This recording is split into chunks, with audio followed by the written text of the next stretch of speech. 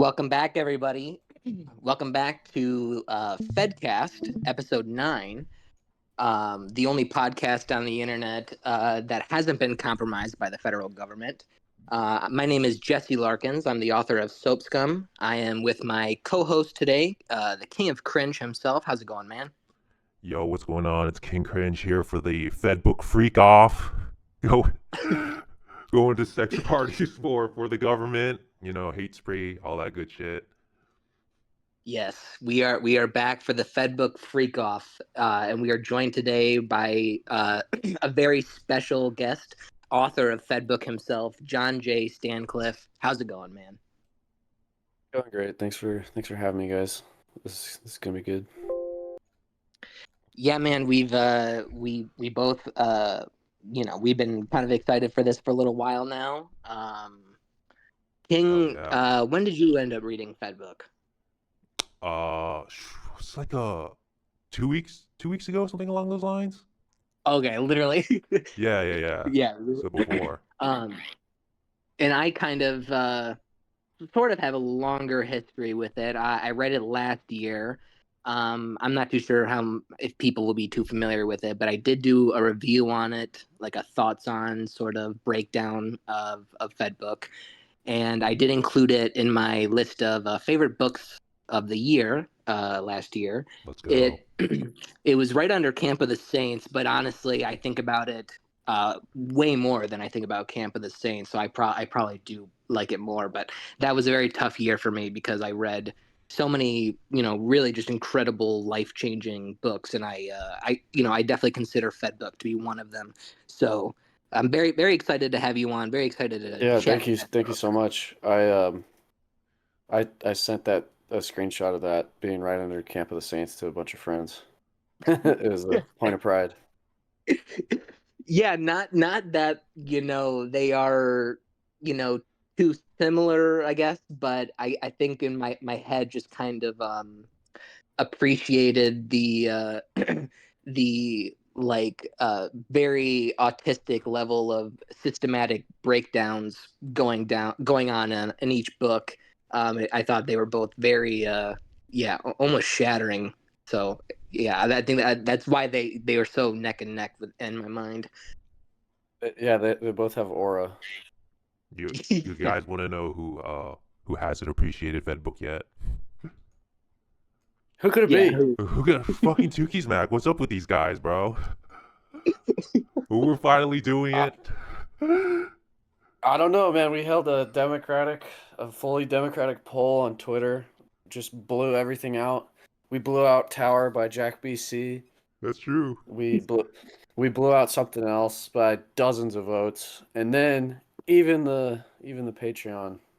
That was a little closer, but even So Tookie's most loyal followers. your election was Denying the stolen. people. Is that what happened? Yeah, yeah. They said it to Patreon, and yeah, it was well. I Big mean, I ups. thought they were gonna rig it, but they didn't rig it. Or if they tried to, they failed. No, But it's they have still not heeded the people's will, or the aristocratic uh patrons will either. so that's what So we're doing. We're they're in a heeding the dangerous will. position. Yeah, SS Boy's about to take over. We're now the book reading club. But it's How That's can you right. deny your people, Tukis? it's actually funny because I actually DM'd Tukey about like doing a thing where we might collab on Fedbook because he said it was like gonna be the next one, and he just hasn't answered like my DMs. So what I'm assuming is that he's been like blackpilled from Twitter. So I think Passage like blackpilled him. I think that's what happened. But shout out to Tukey's. They're awesome. They're just making slop right now. So that's what Yeah. they're about. Yeah, I mean it gets views.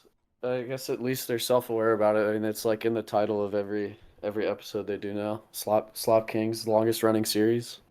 Yeah. So It has been fun seeing you in the group chats being like, "All right, guys, I'm really losing my mind here. When the fuck, when the fuck is the Fedbook review dropping?" Yeah, I like to just be glib and tease them. I am interested though because they're very good at reviewing books, and I know they're not gonna pull any punches. So Yeah, for no, Like, sure. they're very straight shooters. yeah, I remember listening to the one of the reviews they did of Millennium, which I really liked. I really liked Millennium, but I thought that they were super harsh on it. I just remember, or at least Gabe was. Gabe describing one of Marty Phillips's characters as like Shadow the Hedgehog, and yeah, it kind of made me scared for the Fedbook review. I mean, they were pretty mid on my book too, so it's like, yeah, you'll get used to it, I guess, but it's not that bad. And Yeah. they just tell me they'll never review my book sometimes, so that That's right, yeah, because they're an I have that anthology. book too. Right, right. But Cab read it and he said he liked it, so hopefully in the future maybe he Yeah. can psyop them into into doing a review. All right. Yeah. Yeah, Jesse. But anyway, so let's get into Fedbook. Let's break it down. How did you come on? How did you come to this structure? Because the structure is super interesting. The way it kind of it's not really situated in the present when it first starts. It kind of take we're way off in the distance. There's a frame story for everything, and then even when we pick up with the central character, he's like in a state of reflection, bringing the reader up to speed. So I was very curious how you kind of came to that structure.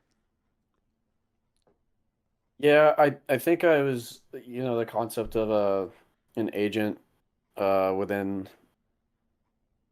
like terror cells within federal agencies. I thought that like central conceit of the book just lended itself very naturally to the concept of frame narration. And I wanted the book to have that sort of reflexive, nested feel to it. I wanted it all to be kind of looping back in on itself and peeking out and then coming back. And then I also just kind of trying to there like the beginning part of the book starts in media res because I think actually in media res is like an easier way to start something. Um, you because you put a character in a particular situation, especially if you're just trying to get words on the page, right? You put them in a particular situation, you know where you want the situation to go, but then you're constantly like, for me anyway, I'm fighting the reader in the back of my head, who's the reader in the back of my head is constantly wondering, why is he wearing that? Why does he have this tone with who he's speaking to? And so that part in particular, I think when I wrote it, I wasn't necessarily thinking I was going to go like commit to the frame narration and the skipping timeline kind of thing as much. I was just trying to go backwards and like develop the character more as I wrote it. But then I kind of realized like with what the story is about, those nested frames, it was totally it matched exactly what this yeah it matches exactly what the story's about. Where you got stories within stories, and you've got a informer within an informant agency within a fake terror cell within a greater evil conspiracy, I guess. So Okay. That it just kind of all blended together. that's super interesting because one of my notes was like sometimes, at least for me, the time jumps could be confusing sometimes because I wouldn't understand like what would be going on, but it actually makes more sense when you say that it's a lot more intentional than it seems like at first, where I'm like, oh, why are we going to this scene where like it felt like the time is skipped sometimes like I think completely different like scenes or like time frames. Oh yeah, I mean like in part one, I mean it's hard to admit it, but it's like yeah, it was my first novel, and Yeah. when I started writing it, I was quite a bit younger, and I was had like a FU attitude towards the reader and like publishing sensibilities and things like that. And I'm like, I'm gonna make this, like they just need to be able to follow this character like no matter where he goes. And so it's not that like I think part one's particularly disorganized, but it is insane to like impose on the reader in part one. Like it starts in media res, and then you think he's out of it, you think it's in the present, and then it goes into a dream sequence, and then he comes out, he goes back into the present, and then he's like, oh yeah, this is also what happened like 8 months ago. And then I'm back in the present having a conversation. And then this is when 6 months ago I was inducted into this terror cell. Which it all like from my head, it's like it flows perfectly naturally. And there, plenty of readers like I think they were invested enough by that point. Yeah. They like wanted to see where it goes, which is like that's when you know you've really like won the reader, where they just kind of like stick with you even though you're being a dick to them as the author. I think I definitely cooled off on that sort of style by like part 2 and 3 in the book. But yeah, in part 1, I was like, it was kind of just like flexing all over the place. To the best. I wanted to like show people like what I could do with a narrative, just tell it backwards and forwards and from the middle and from this other character that you don't even know is related really until the end of part 2 basically. So yeah, it was I was just having fun with it, to tell you the truth. I like the term author flexing. That's base. Yeah, I mean, there's a lot of that going on in Fedbook. Well, it did Yeah, work like I to said, it's our keep me first novel. engaged. Yeah, thankfully. Because like the entire time I'm super, I'm getting spoon fed just tiny drips of information or whatever, but the character is so, this is just very common knowledge to him, so I'm trying to catch up to where he's at. So I'm reading constantly to try and gain more and more information. So I think it really worked to keep the reader engaged. At least it really kept me engaged. Um, and as far as like the structures, like looping, back on themselves and all that, I think that really does work to the benefit of it too, because there's even a certain point at the beginning where you think you're reading like the frame story kind of the opening of the frame story ends with someone reading the book, and you think that Oh yeah, that's right. the account is soldiers, but then there's a moment that as more is revealed, you go, oh, that's actually not this character, it's this character. And so I think that all played into the themes nicely as well. Yeah, I forgot about that part. Like, yeah, that's another thing in part 1 where it's there's like interstitial narration from someone else happening midway through the book, like narrating the same event but from a different perspective. Yeah, Yeah. and that's more like a like a McCarthy sort of style, where there's there's not as much like punctuation marks and stuff like that, and there's like a differentiation in the styles there. Yeah, I wanted it to feel like 2 different books basically. I don't know if like I was doing it again, I would do that. Because I realized after I wrote it that there's a lot of people who've never I don't know. I wasn't sure to do it, and I read a story in the New Yorker that didn't use quotation marks, and I was like, if this stupid libtarded story can use no quotation marks and it actually works, I'm gonna do it too. That was what like sent me over the edge. I was like, otherwise people are just gonna think of me too much as McCarthy. But I think if I went back, the prose is different enough, I could still achieve that break, the structural break between those 2 segments, which is definitely necessary. Because yeah, Fedbook is the book within the bigger book, or sort of. The whole thing is Fedbook, but the soldier story, I guess. Oh, so it's actually called Fedbook, like the manuscript. I guess that's actually pretty interesting. Yeah, it was at first. I don't know. I had to walk that back a little bit and think about it. I think the whole thing is called Fedbook. I think the manuscript is untitled. Yeah. I do We'll say have it's a soldier like story. author question though, and this is like massive spoiler territory, and also I guess death of the author territory. So you don't have to answer this if you don't want to, but like, is there like an actual definition of who like the end person is that like talks with Roger at the end, or like, or who you feel that is, or is it just meant to be mysterious and readers are supposed to figure Yeah, that I out mean, for I know who themselves? I think it is, but I didn't want to spell it out. I didn't want to Okay. like I was worried. Sorry, I thought I heard something. My bad. You can edit this part. Sorry, guys. You're good. There's no I edits. thought my like wife I thought my wife randomly came home. I was like, who We is that? keep in pauses and brain farts. Don't worry. Yeah, Yeah, I'm nobody getting home cares. invaded right now, but don't worry. I'll Okay, keep we the won't story call going. anyone to Boo, help. boo, So. boo. John, what's happening? um, yeah, so I know who the Traveler is, or like what I wanted it to be. And I'll just say from my perspective, it's just I wanted it's a very dim, very idiosyncratic personal conception of basically like Roger is dying, like he's having chest pains throughout the whole thing, and this guy that comes to visit him is just basically an angel that's helping him so he can go to heaven when he dies, like just so he can get this thing that he never really confessed off of his chest. And that's what the reader is reading through. This horrible event that's haunted this guy through his whole life, that he's always maintained in his heart that he wasn't really responsible for it. He was swept along. The angel's coming to tell him, like, no, you kind of were. You were a part of it, and you need to admit it before you die, because otherwise it's going to be a problem for you.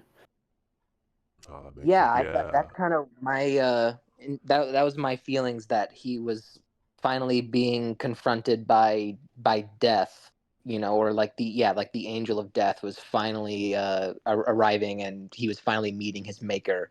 And in some ways it appears like he could be another person in like this cycle of like really high end people or something like that. But yeah, towards the end there, it takes on such a spiritual reverence, and then with his chest pains in particular, yeah, it kind of brings it home that he's being confronted finally with his actions in that sort of way. Yeah, I wanted to string the reader along there and like make them, wonder if this is a story in which like supernatural events like can occur. Because that I talked about this with Unreal, obviously, but like with Wuthering Heights, that's one of my favorite parts about it. It also has a ton of frame narration, but there's this kind of like, did that really just happen? Like, is that supernatural? And you can't really tell. I was more on the nose in my book than Emily Bronte is, but I really liked how she like flirted with the addition of supernatural elements, especially in the end. You do have a In the end castle of though. hers. Yeah, I did. I did have a castle. I needed to have that. I was trying to That make was this a gothic tale. okay. So that was the main inclusion for it. That you wanted your own personal Wuthering Heights sort of, and that was like a good gothic kind of staple. Yeah, Boulder yeah, Guards. like frame narration is a huge part of the it's like a staple of gothic literature. It's always like like the first gothic book. I mean, it's probably not the first, but and literature professors would teach you this way, that it's Castle of Otranto by I think Horace Walpole. And the book starts out like it has this really long preface from like a translator, quote unquote, who found this like creepy story, and he's translating it, and he's like, this might be too much for certain audiences. And it's a scary story about um this like evil royal family, and like rape and monsters all around this castle in Otranto. Um, It sounds amazing. there's a lot. Yeah, it definitely has like a really creepy vibe, but other ones have this aspect too. Like, I think Dracula has some pretty heavy uh, epistolary segments, and Mhm.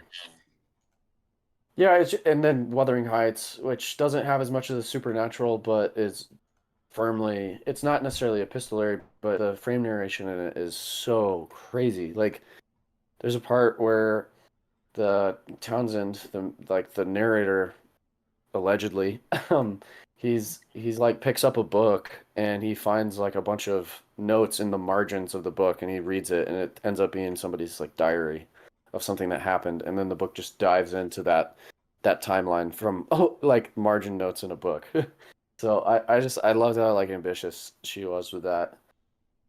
And so yeah, a lot of like the thematics of Fedbook, the melodrama, the the landscape, that I was pulling very deeply from that, and also like of my own interpretations. I'm enamored with the high desert west, just as a landscape because it's so grim and foreboding. But there's still like this aspect of romance to it, and it's like vampiric. So The would you say vibes are anyway. like Dracula and all that were like the Gothic inspirations for Fedbook, or there's like other Gothic content that you'd say was more um important in its in its influences? Yeah, I think it was just the whole. It was like a.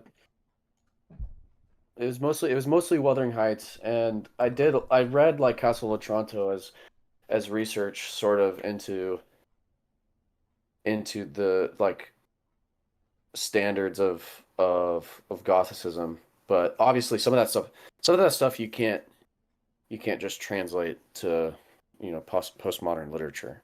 Some of it has to stay where it is. So Yeah.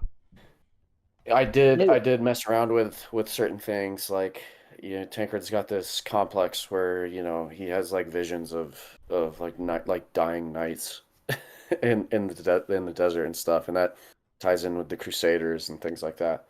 So those are sort of those are elements that are sort of there, but I updated them so it's like a psychiatric disorder or whatever that the Okay. doctors can't explain. That he has these like dreamlike visions of things that in a 19th century Gothic story would have been, they would have been characters or whatever. But in this book, they're just visions. I It's did from have this a fugue he has from drug use potentially in the desert in the first section. So I did have a question about that, which is I think it's pretty explainable like when he meets the knight when he's like hanging around at the campfire. Like I think that vision was kind of pretty explained, like he was kind of dooming himself, but just like in the whole sense of like the visions in general, like because even the one where you have like him at the beginning with like Celine in the forest, like I wasn't exactly sure about like the interpretation of those dreams. Like is it more just like a vibe thing, or like is there an actual interpretation for all the dreams that like heads to a point that's like very concrete? yeah, I think he dreams. I mean, you know, partially I'm the author. I know what's going to happen with Celine. I know where his relationship with her is going to go. Yeah. So I'm sort of using the dream sequences like foreshadowing of this, and then also, in my life I've seen like a hot girl and like immediately dreamed about her. Um, just, so it Yeah. happens sometimes like that. Yeah. And that I basically like made an amalgam of different dreams that I'd had, and like the concept of dreaming of a hot girl, and then like how could I make this like creepy?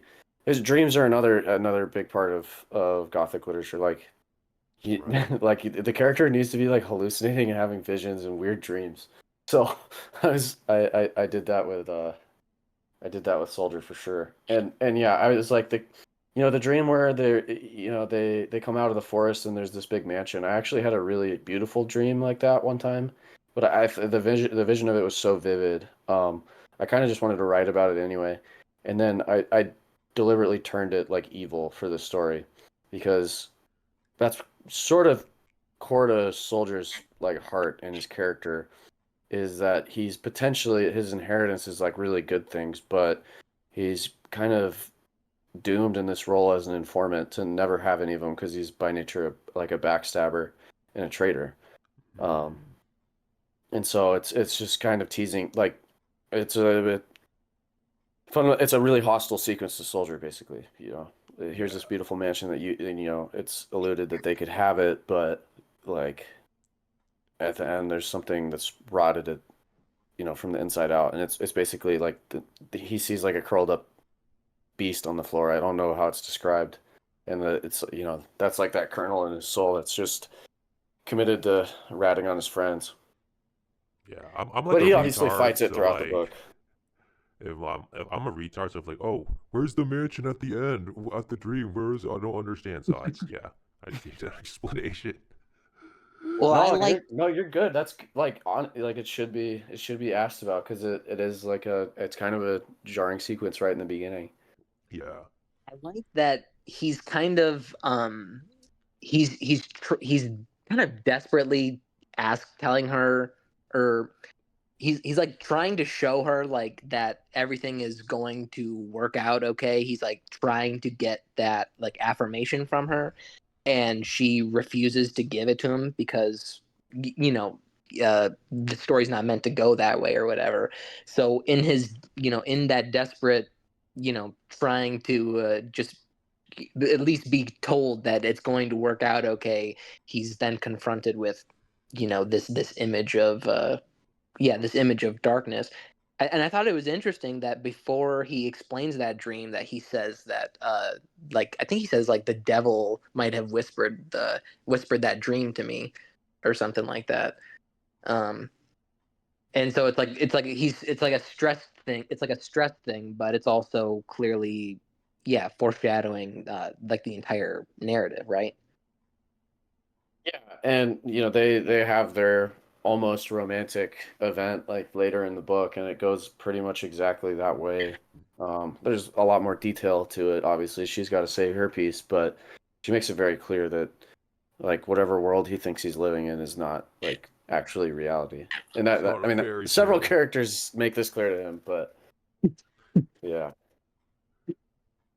Yeah, he's referred to as a rat on numerous occasions. And there's a lot of references to him never having any true allegiance to anything. So it's like even if he does have uh, certain proclivities or certain sympathies, he still deep down is just like an opportunist.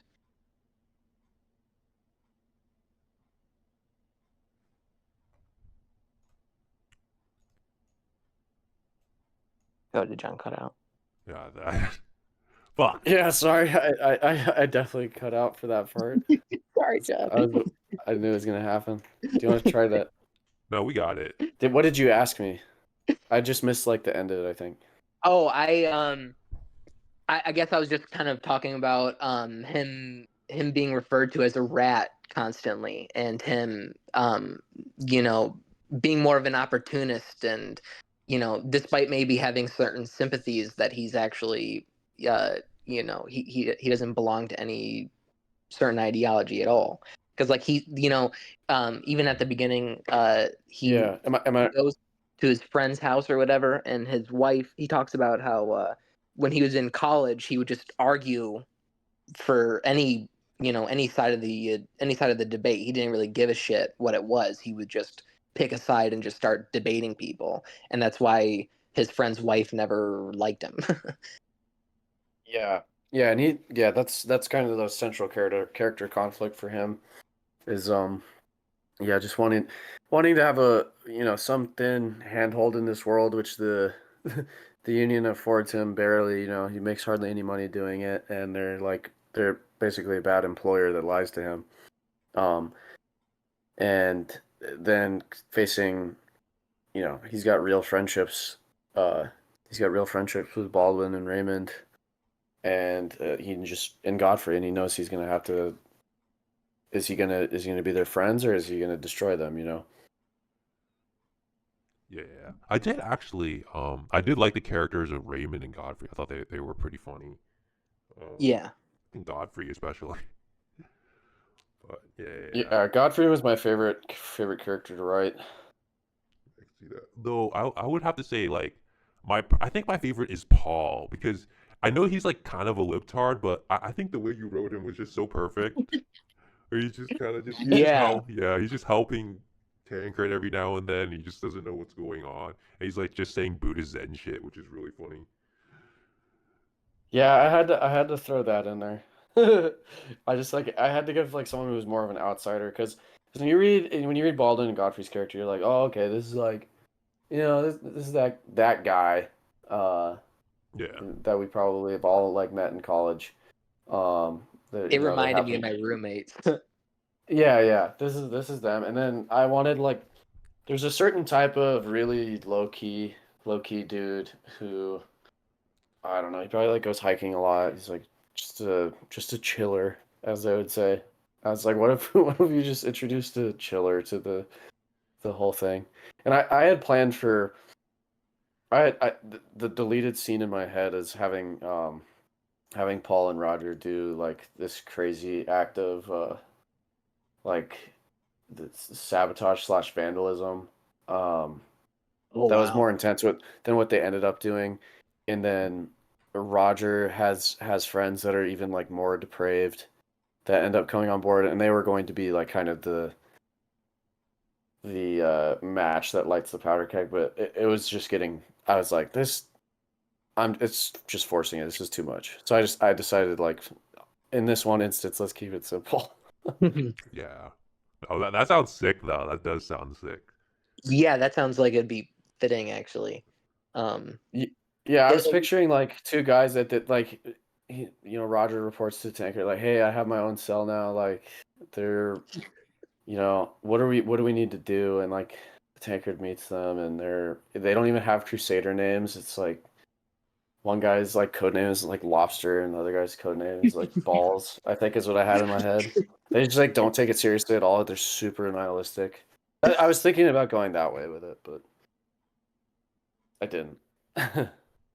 yeah, I mean, it's already. I can imagine because you have so many characters, and I obviously imagine that trying to dial that back and figuring out which ones are the most important to keep would be hard because each one is super distinct. They all have their own very particular way of talking, and it really does feel like you're in the room with some of these people. Like this is just like how this person like would behave and talk. It's very naturalistic in that way. Um, I'm yeah. really glad for that. Thank you.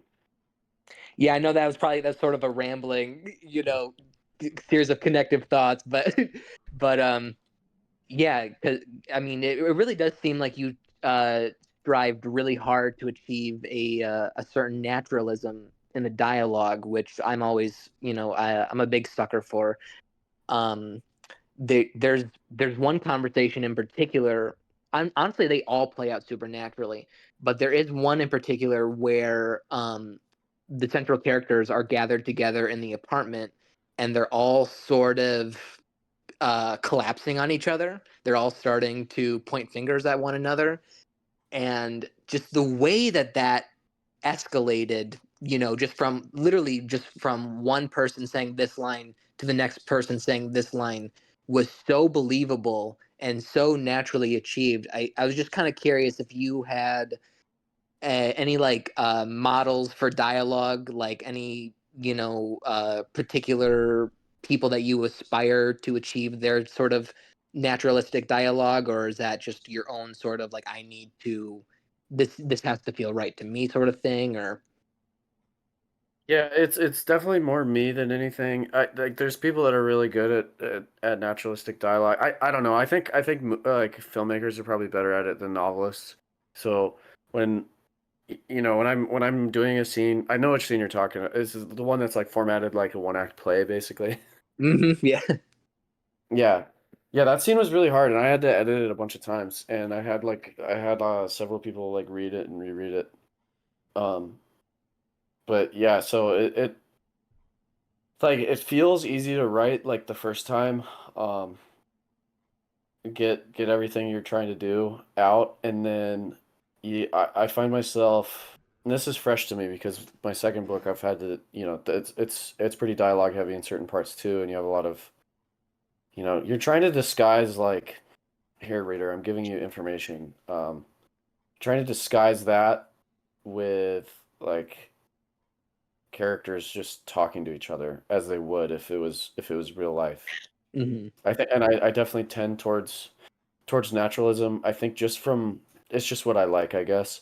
So when I write a scene like that, I'm it honestly it takes a really long time. That one wasn't the longest. Like probably the longest was the first scene with Celine. That one I just felt like I was beating my head against the wall trying to get them to like sound like real people, talking to each other about pretty like heady stuff. That one was a little easier because it's more like here's a kind of almost climactic like emotional moment. Um, and it's easy. It's a little easier to write about like tempers flaring, and then yeah, when you're trying to lead from a place of like relative calm to tension. Um, I find like the first time I write it, it's always like way too short, and you have to like constantly like be going back and like adding like spoiler dialogue to like defray it. Okay, now it can't be ignored anymore. But the whole time you're sort of ratcheting it just like a tiny bit. Um, Kind of dreading the expositional dialogue. it's really good to hear that the scene landed so well. Yeah, it was, there's like I said, I think like with like film is a lot of filmmakers are way better at it than authors. A lot of times you'll be, you know, like I love Dostoevsky, but you read his dialogue and this little short form essays, characters speaking to each other a lot of times not, but like you get to a scene where some character like needs to reveal their philosophical worldview in in Dostoevsky or something. It can feel like a lot at once. So Yeah. I definitely did that in Fedbook multiple times. I'm not I'm not innocent of that. But what I wanted to try and innovate on that format, because this is definitely sort of a philosophical novel. I wanted to try and innovate on that format by making it more naturalistic. Like I read it, read this dialogue out loud after you write it. Okay, does this does this flow naturally? Does it sound like two people talking? And then I just get it to the point where like you're not noticing anything, or it doesn't. It's not terribly standing out that this is two characters I made up in my head talking to each other about something that I want the reader to know about. So it's all like it's really just vibes based, you know. It if there's any talent I have, it's probably in just knowing when it's gonna click and when it's not gonna click. Yeah. The other thing that's kind of related to dialogue that I was genuinely impressed by was you have so many people lying to each other at like throughout the book, and like just keeping all that shit straight and actually usable in a plot, because I try to do stuff and it's super complicated and I always like have to like simplify myself down. But like, did you have like a system for like how people were lying to each other and keeping everything like straight in your head and making it work into a plot? Or Yeah, I have several notebooks full of um not full, but several like more than so it took me kind of a long time to write it. And I went through some notebooks in that time, and so yeah, in more than one notebook, I have several spans of pages filled with like, okay, what's the story just from my perspective, not the reader. Like, what's the story from my perspective to now? Like, I need to keep all this stuff straight. Like, this is why this person's doing this. He doesn't know that though, and so and so is working behind his back, and it'll be revealed down here when he runs into him there. So I definitely had like lots of outlining and yeah, the act just like physically writing out a an author's point of view synopsis probably every like 3 or 4 months was a big help to me. And yeah, the reason that was the way I was able to keep it straight. And I picked that up in college because a lot I wrote a lot of my history papers the same way. Like really like I'm trying to make like a really big point, and here's all these points, I need to make leading up to it, but I need to keep it straight that these little points that seem unrelated lead up to this big point. So, yeah, yeah, I had that muscle. yeah, Yeah, that is a super impressive aspect of it that, you know, uh, structurally, it never feels like it ever, there's any like weird misstep in that. And and another thing on top of that is that almost every character in the book has multiple names, kind of like yeah, and you said you were super inspired by demons, so I was curious if maybe that was just like a happy coincidence that you liked the aesthetics of that book, and so you were trying to kind of like have your own contemporary Russian novel where the characters have multiple names and it fits with this the Fed ideas or whatever, or if that was just like a natural like, okay, well, everyone has to have these multiple names, so you know. Yeah, I think so. With the just the code names in general, I that was one of the things that got me like more interested in writing it.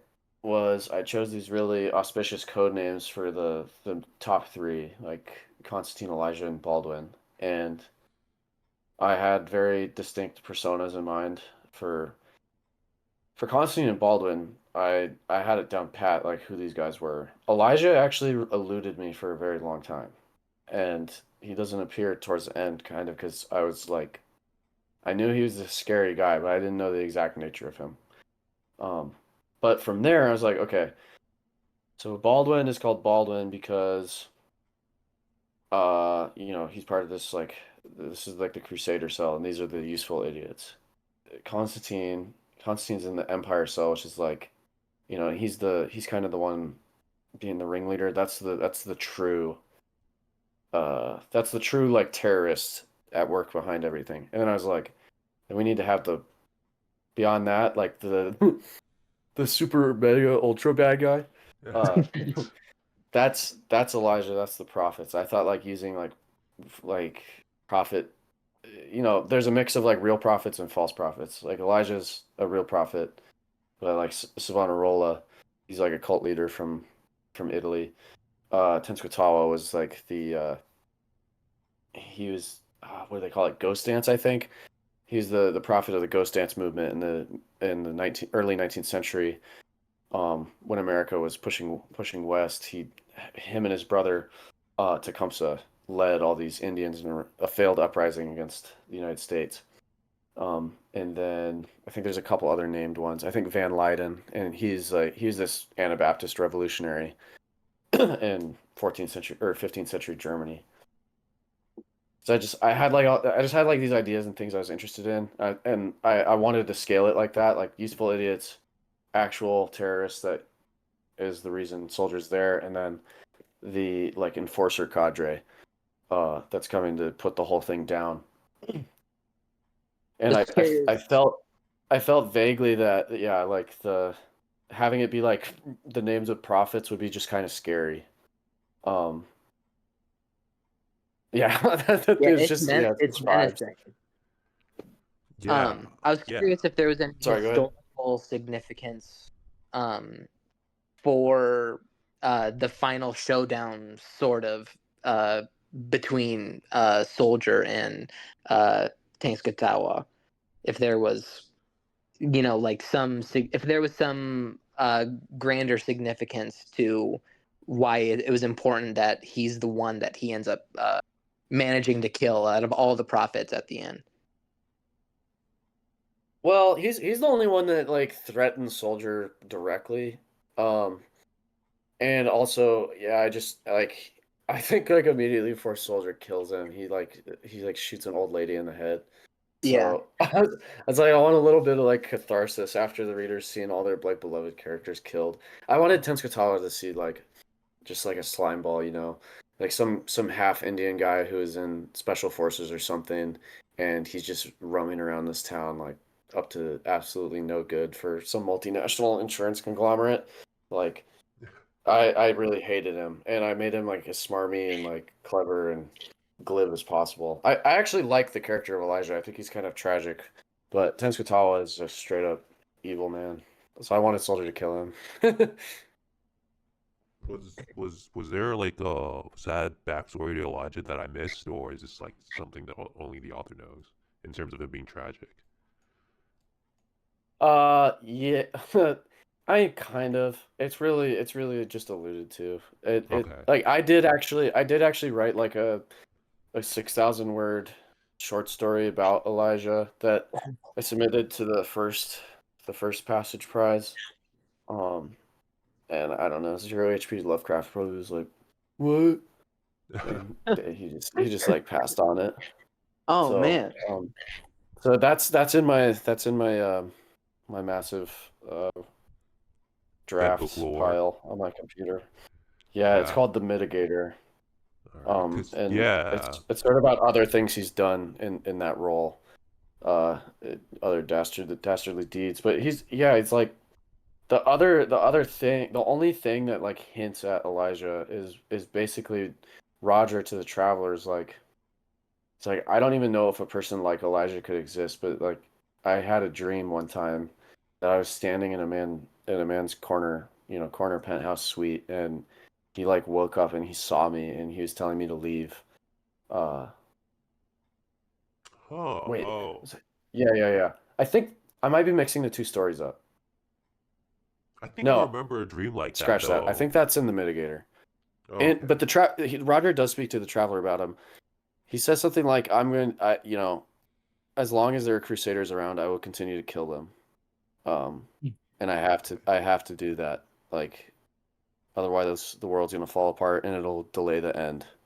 And he mentioned something about the true emperor who's to come, which is Yeah. kind of that's sort of like there's a lot of just illusions. I had this whole like metaphysical philosophy that that Elijah as this insurance guy, like insurance black ops guy, his whole point of view on the world. I had that sort of in the back of my head. Um,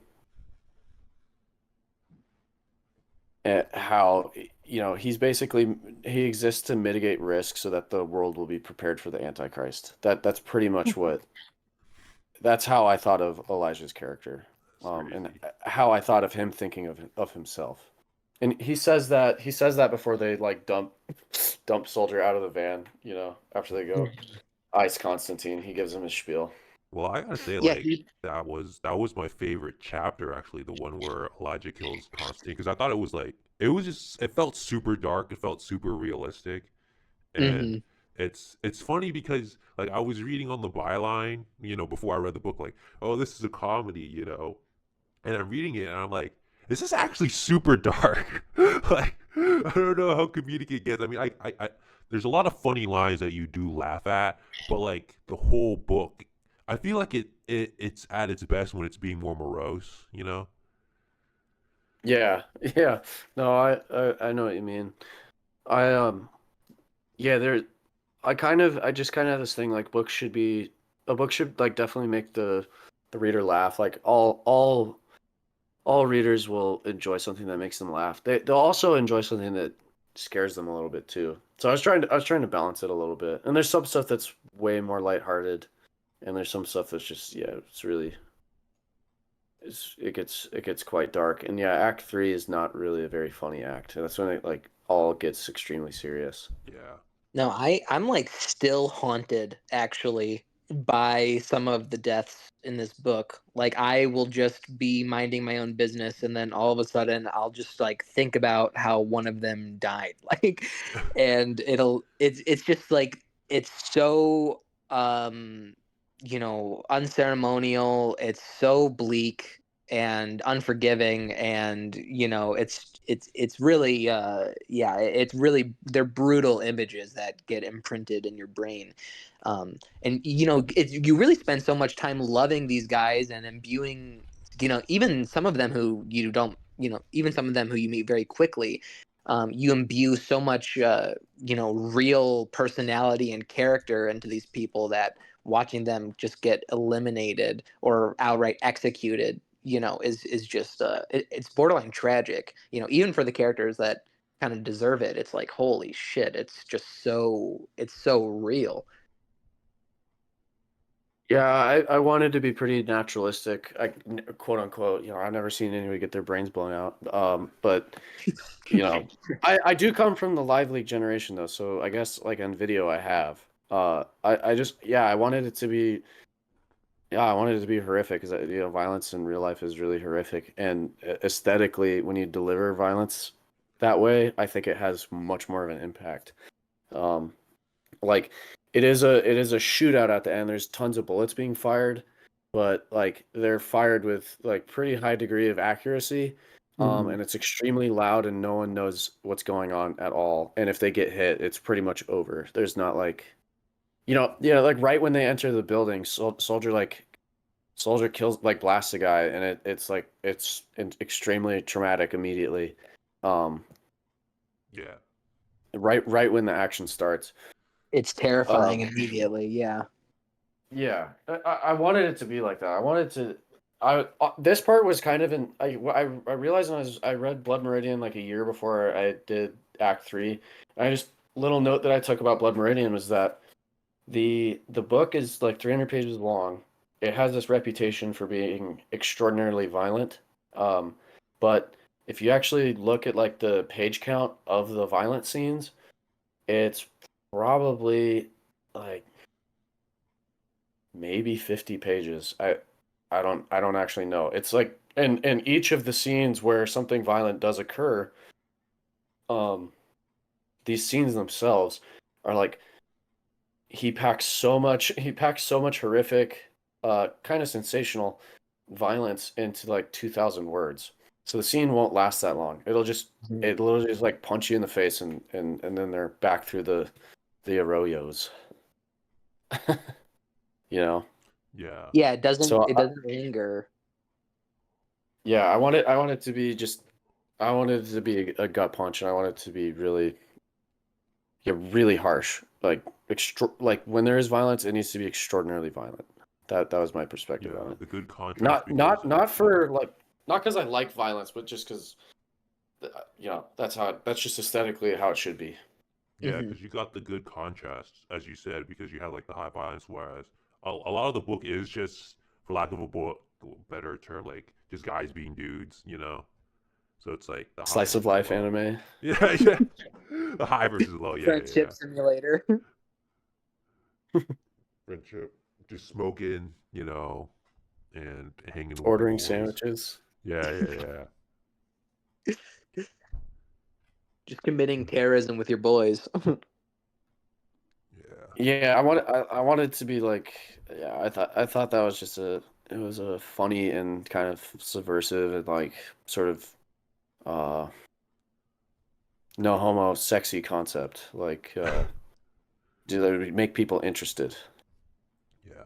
Though actually going back to like the whole castle shootout, do you have a personal interpretation of like what happened at the end for like Soldier? I mean, and again, if this is like meant to be up for the reader to decide, that's fine too. But I was just wondering if you had one, or if people are supposed to like play multiple choice and figure out what they see what happened at the end for Soldier, because we know what happens to Roger, but we don't really I know what I happened to actually Soldier. think it's most likely that the two that I thought were most likely were that he joined like Elijah is able to detain him somehow and then he works as a prophet after that or he's just killed. I think those two are Okay.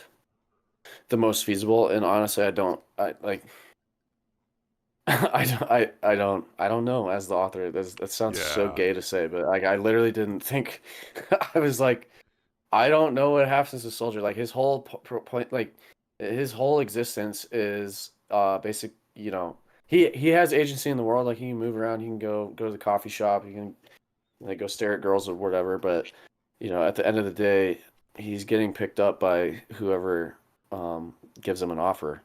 Yeah, it was And more I think about it. I think the sense of like the people recruiting him was the point of the story rather than like exactly where he ends up. yeah, yeah, and he's a lost lad. Yeah. So I don't know. I can't give you a good resolution to his life. No, Um, I was just interested yeah, because my assumption would just be like, okay, he's dead. You know, that's like a quote. It's not a good That's ending, what but I you know, assumed. yeah, like it makes sense. But then you have Roger going conspiracy mode with like, but we never found the body. I'm like, wait, he's not dead? Like, Well, but then the angel is like, those are all very nice, you know, fantasies to kind of keep yourself oh, maybe okay, yeah, preoccupied. But let's be real here. This guy this guy's yeah, fucking dead, kind of thing. Like I there's that really beautiful, I mean, like possibly the most beautiful line in the whole book when he is describing um like the grenade getting tossed his way, and just like all he hears is the sound of trumpets blaring, and it's like it's so moving, it's so fucking it's so profound. I just assumed that was like this soul leaving his body sort of finality uh to the whole thing. But yeah, yeah, I don't know. it is interesting to definitely consider the possibilities that he might be, that he may have made it through that. But it seemed like, yeah, they were all just scapegoats. They were all just props. Yeah. Yeah. Yeah, the trumpet thing is a reference to the return of Jesus Christ, or it's gonna be like a trumpet, and it'll be like lightning like coming through the sky from east to west, that kind like apocalypse imagery. Like it's this story for like Soldier's story is over at that moment. But whether that means in death or like the surrendering of his soul to Elijah's syndicate is sort of left up to interpretation for the reader and or hope or whatever. I don't think it's likely that him and Celine linked up. But He didn't it's get an laid option. after. No. No, probably not. Damn. Like, actually, that got me thinking Yeah. though. So if Elijah's trying to bring back like the Antichrist, does that mean his boss is like Peter Thiel? Like, is that where we're going? Oh no. Elijah works for the guys that like, if Elijah works for the guys that if like Peter Thiel is putting too much money down on one thing and it gets a little bit out of hand, they come in and they like give Yeah. Peter Thiel a bruise on his orbital bone. That's who Elijah works for. He works He for the works real Illuminati. he works for the people that punch Mitch McConnell in the face To for give some all the reason. celebrities Like black eyes and shit. yeah, it makes Liam Neeson piss himself, that kind of thing. Makes sense. So I kind of wanted to talk a little bit about the dichotomy between Roger and Soldier, because there's clearly a back and forth yin yang sort of thing. There's even descriptions of like this guy like even looks like me. People mistake them for each other. I remember on that one pod you said you were considering a title called "Apologies to Roger." So I'm just curious about, or if you could just expand on, I guess the dichotomy or the yin yang sort of relationship between those two characters. Yeah, with I think it's less like it's definitely Roger like didn't imagine Soldier or anything like that. It is more it's more like I don't know. I've had some like I have like one or two friends in my life who, and maybe you guys feel the same way, like you like click really easily and really fast, and there's just like there's almost this weird, likeness between the two of you that extends just beyond interests. It's almost like you're physiologically kind of similar. Maybe your eyes like look the same way. That's sort of what I was trying to get at there, is that like they couldn't really have avoided each other, sort of. And that's and maybe this is just like again, part of Roger's coping mechanism is like, dude, the guy looked just like me. Like, what do you expect me to do? Like, I'm not gonna be his friend or whatever, that kind of thing. So it's sort of a mixed bag on that. It, Roger's really obviously he's critical of the story. He's the like linchpin of the entire thing. But I think it was more to just get at this more like mystical idea of friendship, where sometimes you meet somebody who's just like they're like another you. They're like a brother. They're a brother from another mother kind of thing, um, and you look the same and you have certain of the same mannerisms, and it's sort of uncanny, and you can't help but like want to hang out with each other and be friends. And I tried to express that a little bit there in the used car like pitch scene, um, and they're also both like selling cars, and I guess there's sort of a humorous commentary on car salesmanship there. Like it's just like trying to tell people to join a terror cell. You got to sell them on it. Um, that sort of thing. Yeah, me and They Jesse wouldn't know anything about that. But Jesse, you want to join a terror cell, man? just me and you. We'll start it, just me and you, bro. Well, I think what's really great about that scene is that he he tries, and I guess is successful eventually, because he does implant the seed in Roger's head to join the cell. But initially, through their conversation, they stand on pretty, opposite ends, or like Roger shares a lot of the same sympathies as him, sort of the ingrained nihilism that can be inherent to just living in the modern age or whatever, but he's still not fully on board with the way that Soldier wants to solve that problem. And he calls it as like, you're just trying to fill in a poisoned well or whatever. And so I thought that was interesting, that even though they were, they did have those those understandings, that Roger still couldn't fully commit to like that idea or something.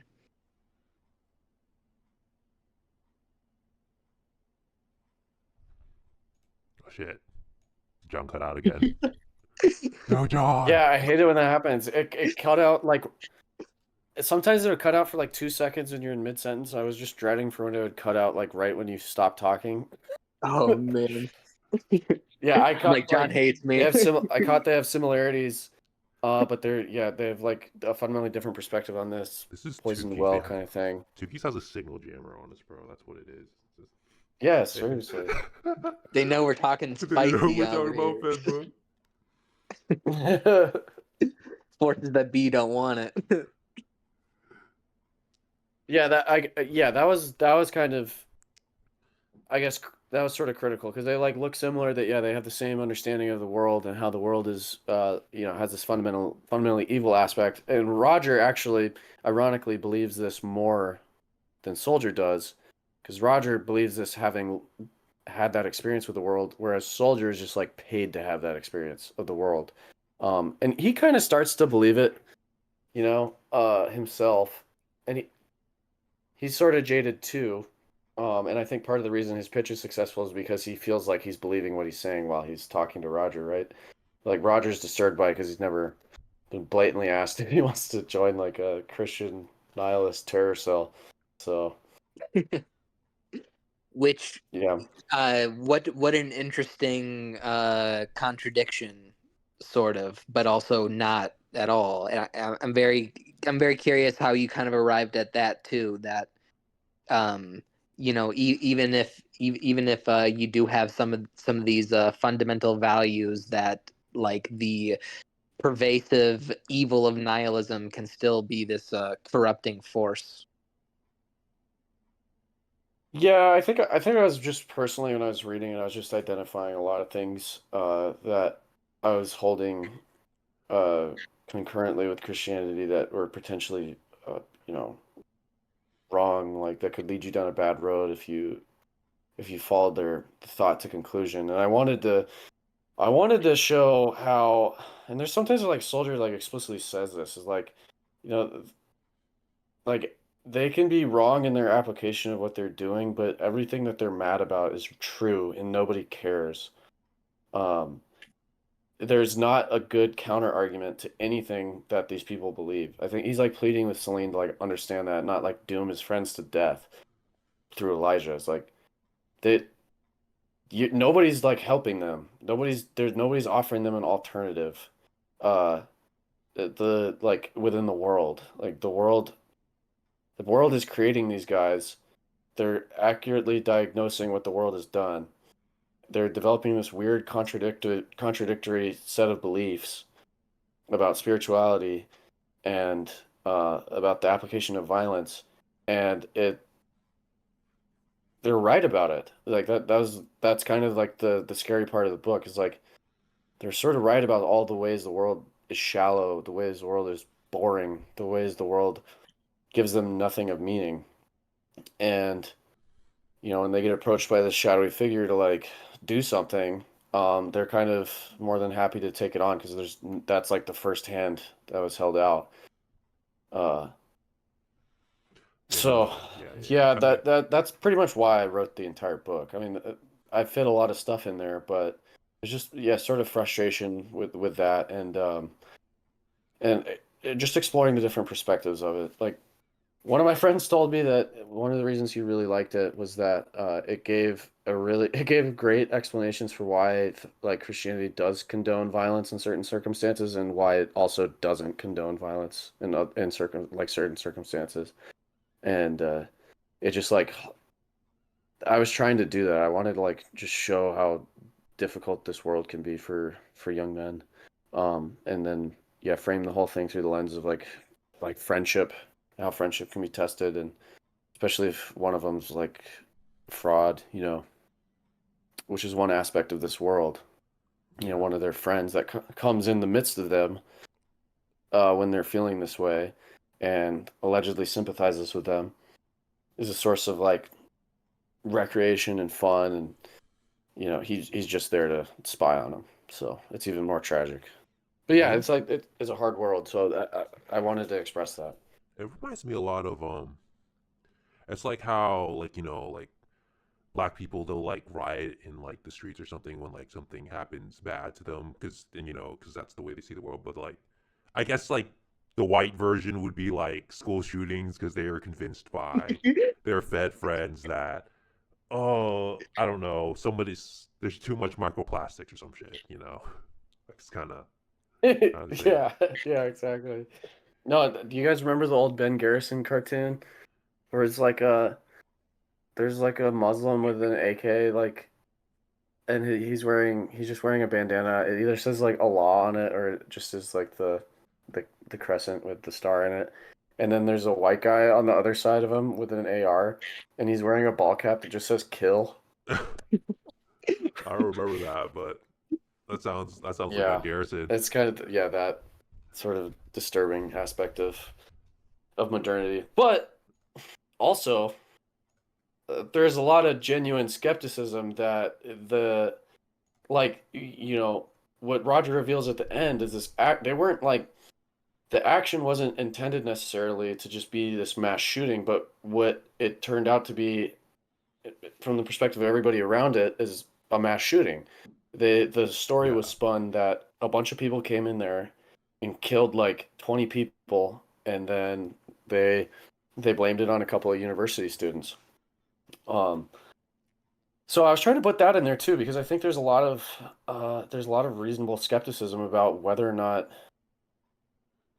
people actually do that of their own accord at the same time. So I'm playing a lot of different sides here. On one hand, like Do you think like they were doomed from the start, like in the sense that the moment Soldier said yes to like the bald people or whatever, that his fate was set. At no point he could say no because then Elijah would just come shoot him in the head, basically. um yeah, I guess in the respect that he didn't have any choice in his placements,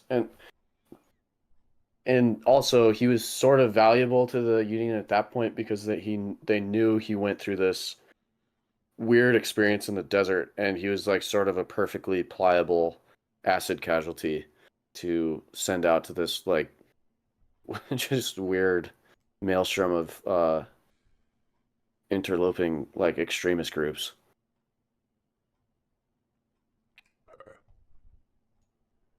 I thought it was interesting. So in that sense, I guess he sort of was doomed. It was over before it began. But you always have a choice too. I think that's discussed as well. Yeah, you're Um, gonna say something, Jesse? yeah, I was just gonna say I thought it was interesting how much uh actual foreshadowing is in the book because it's down. I mean, it's down to even the like fake historical references because the was it Busted Goat Gulch, that's made up, right? Yeah, there are places in the West that'll be like, hanged Indian Pass, things like that. That's real, but that's a fake place. I like the whole like the metaphor of them, like of like the one group sending in a clearly sick goat or whatever, and that like leads to all this downfall or whatever. And there's even like descriptions of the goat like mimicking like human speech or something like that.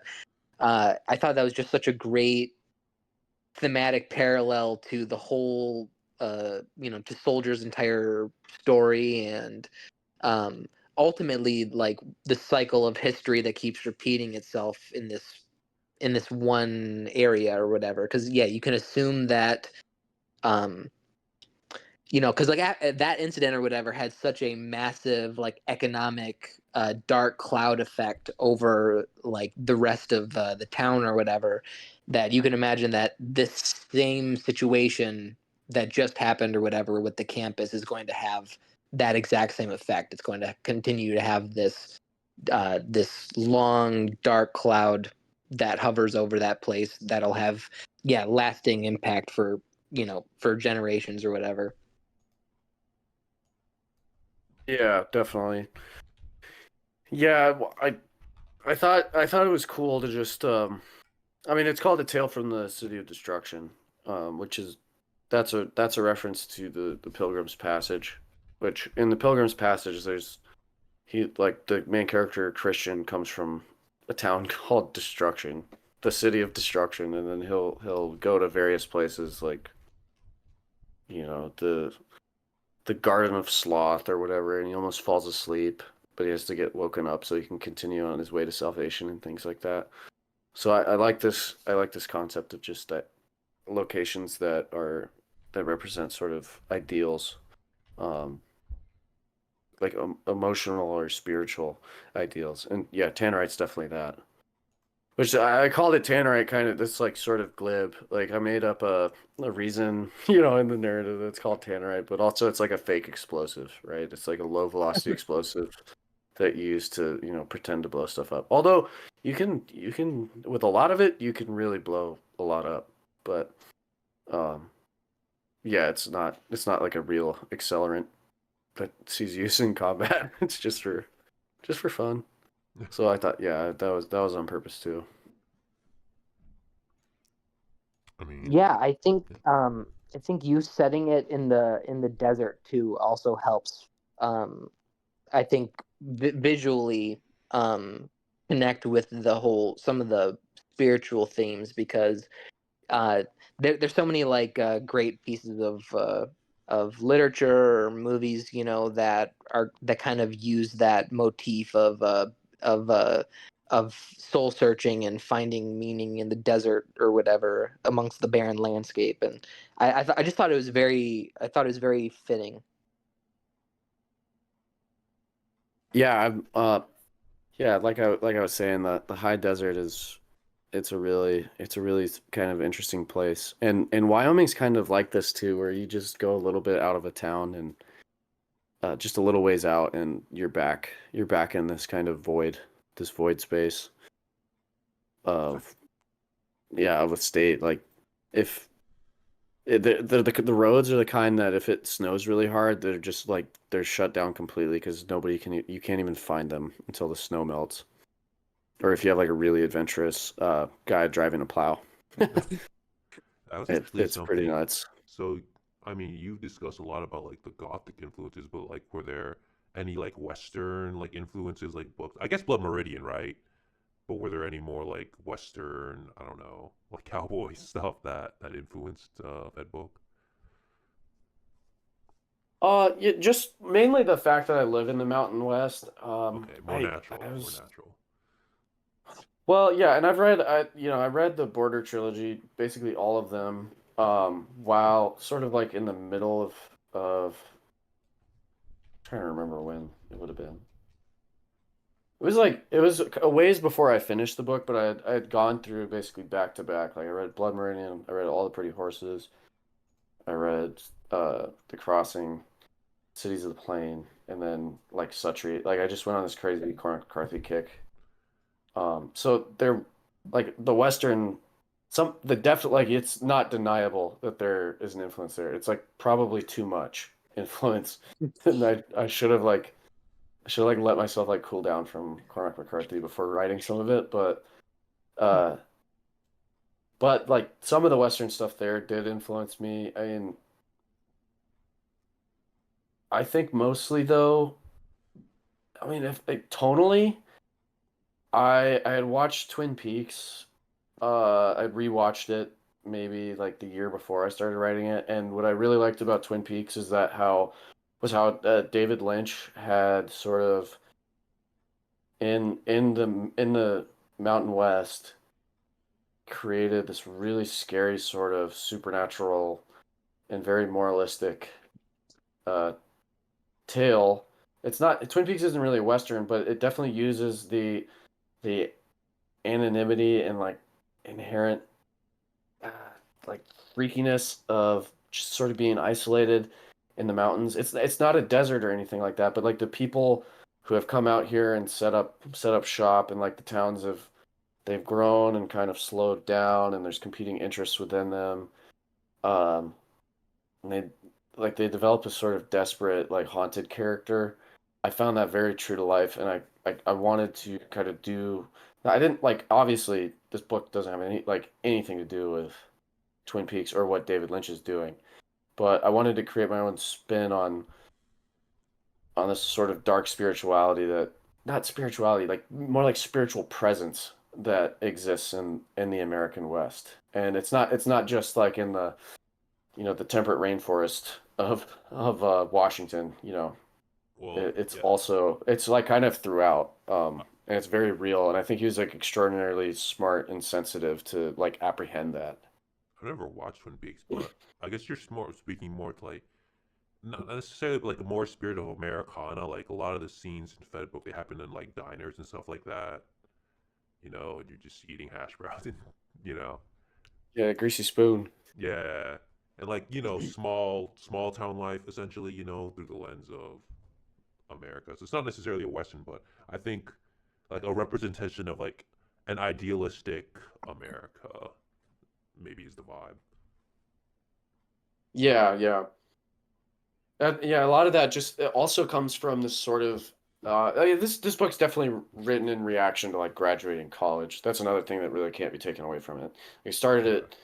I started writing it when I was 22, and then I published it when I was 25. Um, and like those were years where I was like kind of like what happened? What did I learn? What's it like living in like a rural part of the United States? Uh, as essentially sort of like this cosmopolitan outsider and like trying to actually try no longer being like a student, trying to like live in the world. Um, and specifically, what is it like to live in the West where people are more closed off and more friendly to like people they know, um, that sort of thing. I think like the college student who just sticks around in this part of the world is definitely like a different species than the other people that have grown up here, um, and has a different perspective on things that are essentially normal. Like a person who's grown up in sort of an economically depressed part of the West will see like a dilapidated, like clapped out baseball park, and it's just like something that he's like always lived next to. But when you when you're like maybe you grew up somewhere else, maybe you grew up in like a better, like a more vibrant like economy or something. Like these things take on a sort of haunting feeling just walking past them, you know, or like yards that are just full of blown up vehicles that are never going to move until somebody dies and they like the property's bought and someone has to take all the blown up cars out of the yard. That's just like that's just it's window dressing for people who grow up in a certain place. But when you're an alien to that place, and you're trying to fit in, like all these things just have such a aesthetic quality to them. Uh, that I think that was something that I was trying to express as well. It's not necessarily inherent to the West, but like there's like a newness to it as well. Like the dramatic landscapes, the fact that like nothing is accessible except by car. Uh, it's just a young world out here, but it's already dead. Like it didn't last that long. Yeah. That's another part that's inherent to the West. No, what you're saying is super interesting because I, I find it funny that most people say don't write self inserts, but from everything you're telling me, like, and this is what I believe is that every book is a self insert, and that basically the way that Soldier sees the world basically is how you saw the world. I mean, the dude is like literally LARPing as like a college student, like in college town, you know. So Yeah. I find those things interesting, and I feel like it's the only way this book. It's very interesting to see all the actual naturalistic elements that come into it, rather than you've never killed anyone, but like living in a college town. Like I think that's the only way this book could have been made, rather than like trying to be like, oh, we're gonna follow story beats and let's not self-insert and stuff like that. That I think a lot of writers tell other writers to do. Yeah, that's a good point. I was always sort of struggling with that, with my ego kind of. Like obvious I'm not Soldier Crane, like there's a whole bunch of Yeah, stuff I could go into here, but a lot of the stuff a lot of stuff he says is like stuff I've said before. Um I think I don't know, he's more locked in than me in certain parts, certain sections, He's more capable of like capable of insinuating himself. Like that was another thing with Soldier. I didn't want him to be this like bumbling doofus. I wanted him to kind of like you're like, how is he gonna get himself out of this? And then he just like locks in and he's able to like survive a couple of weeks longer. I wanted you to be like kind of impressed with him. I'm not I'm not that kind of guy. Like I hate lying. I can't lie to anyone. I would if I was like made to be a confidential informant, I would be like I would be just the be worst. killed. Depending on the group, I'd either be kicked out or they're like, they're skinning me alive. So, Do you have yeah, any combat experience? do I? Yeah, at all, or No.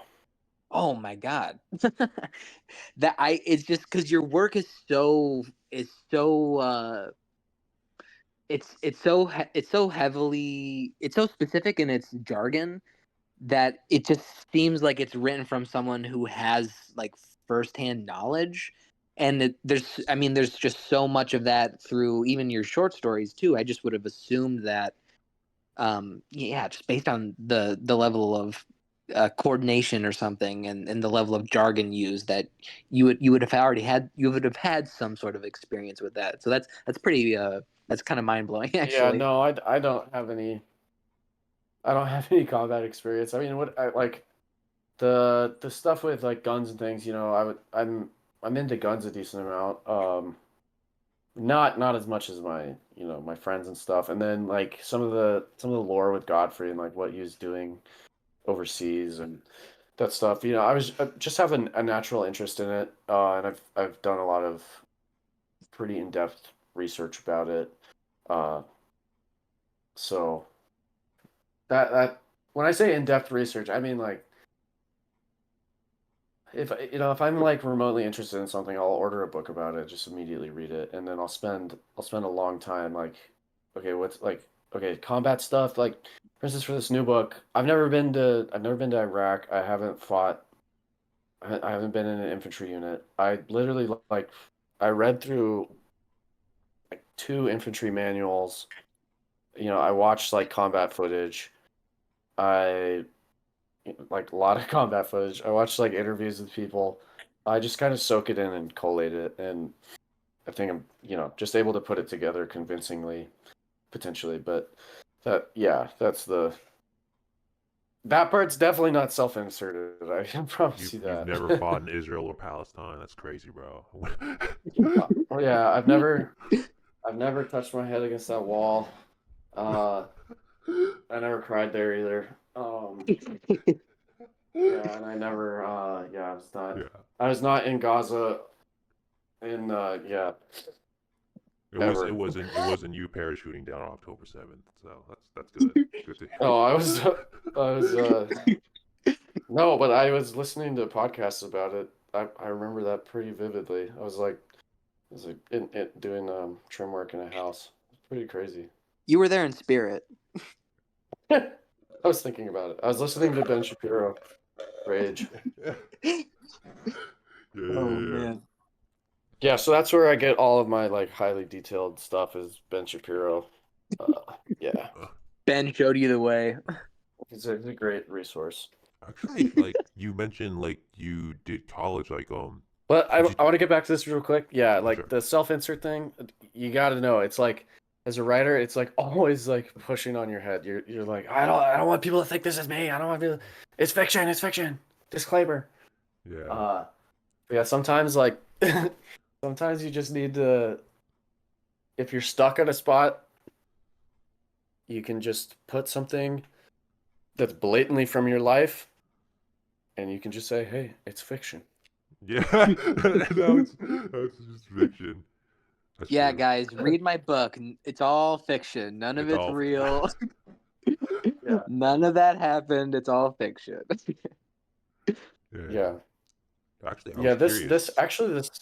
Sorry. Go ahead. I was just gonna say, like, because you mentioned doing research, like, did you, what, did you actually go to college and like look around your college library and like look at ancient texts, like, cool stuff that we don't know about that you wouldn't just find, like, because I'm just an internet guy. I just find shit like like on Live Leak like you, like, but I think did you ever go to like a college library and like look up stuff that was like actually detailed about things and suss that out for research? Oh yeah, I was pretty, I was studying like history at a pretty high level. Like I won an award at my university for my like a history paper that I did, and I was I was invited to take grad courses as an undergrad. And that was basically just because as soon as my teachers gave me freedom to study and I studied history, which I think is probably, as far as like humanities disciplines go, it's like the most rigorous in terms of what's expected of you. It's part of the reason, like earlier in the episode I was talking about how I always had this like reader in the back of my head like telling me something doesn't seem realistic. That definitely comes from my history program, because my teacher literally taught me that. He would go through like an essay with me really close, and he would just be like picking apart things that I didn't even I didn't even really realize were wrong, like, or unsubstantiated. And he's like, "Yeah, that's a claim. That's a claim. That's a claim. That's a claim. You need to like, you like, you don't necessarily need to cite a source, but or you don't necessarily need to like. It's not like that's a fact that's unsubstantiated. It's more like you're drawing a conclusion from that fact that I'm not convinced by. So you need to spend some time trying to actually convince me of this claim." And to do that within history, it means you have to dive into more data. And so yeah, I learned different, like the university library to me at first was, just a place you can, like I'll go like print out some papers or whatever, and uh I'm not probably going to check out any of these books. I'll probably just buy all my books, because when you start out in history, they tell you, here's 3 books. We're just gonna be writing focused essays from these little sources. But then when you start actually doing like research, obviously you have to dive in a lot deeper than that. And they're like, I want you to start picking out sources. So I'd literally like be reading a history book. I'd see a footnote. I'd see a source. I'm like, I'm gonna go see if this is in the library, and then I'd find it.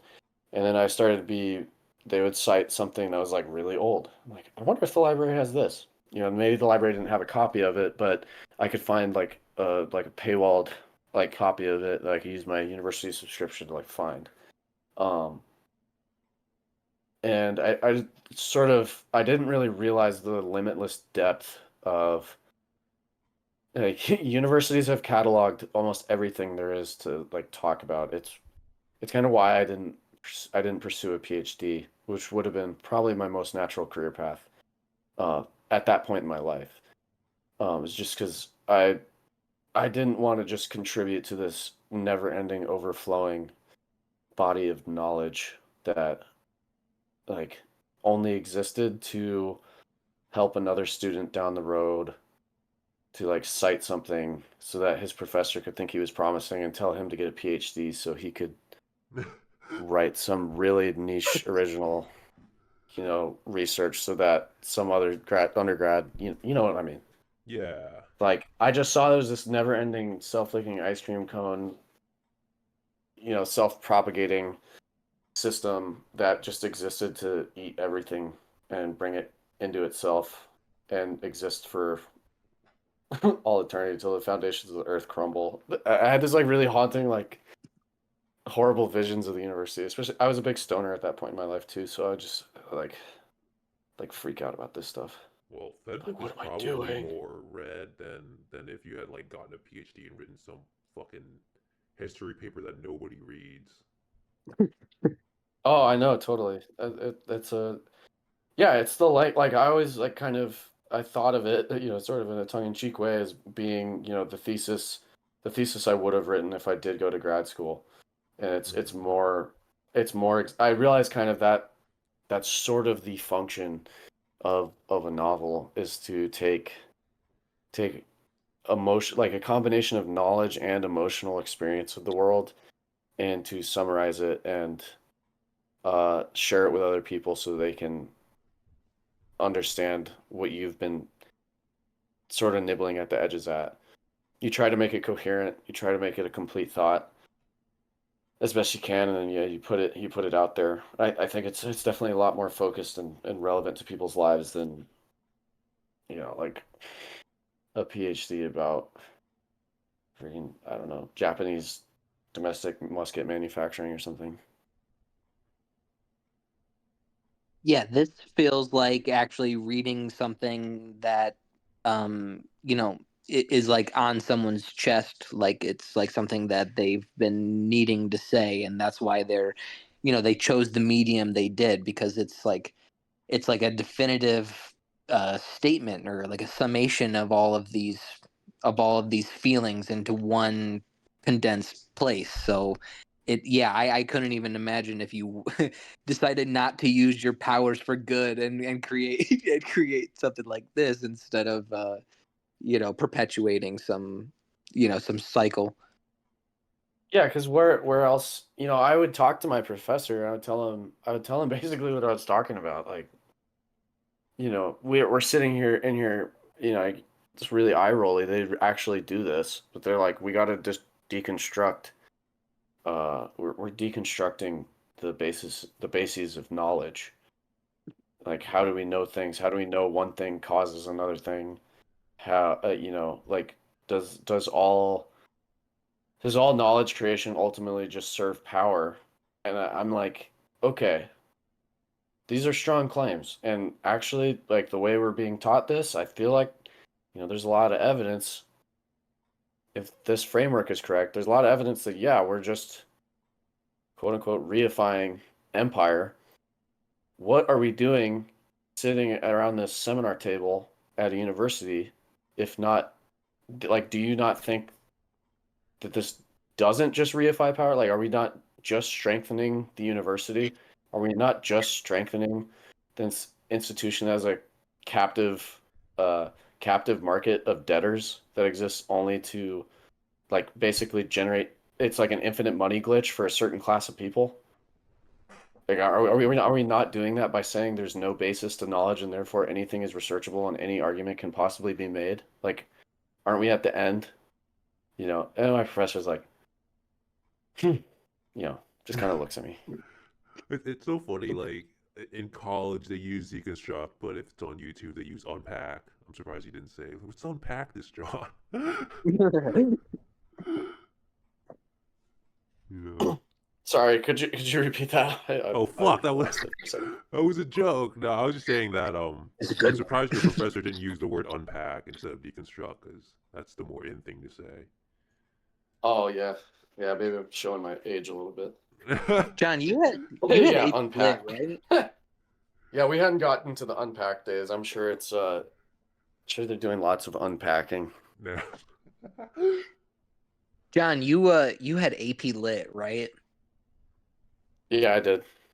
Okay, yeah, I experienced like weird shades of sort of like um of that denial of objective truth, sort of at an early stage, kind of in an AP Lit class. I remember, and my professor not really even, well, my teacher not really knowing what to do about that. Just like, because we were just reading, I think we were just reading As I Lay Dying, and I was like, well, if everyone has their own version of a subjective truth or whatever, then does that mean that there is no objective truth, or that it's like impossible, or obscure to the point where it's not real or something like that.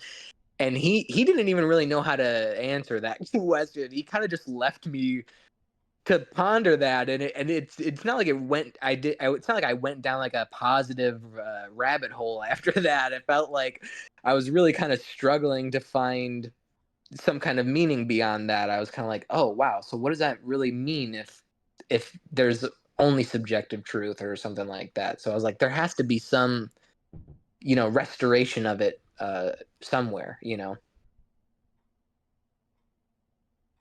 Yeah, exactly. Like it's not very.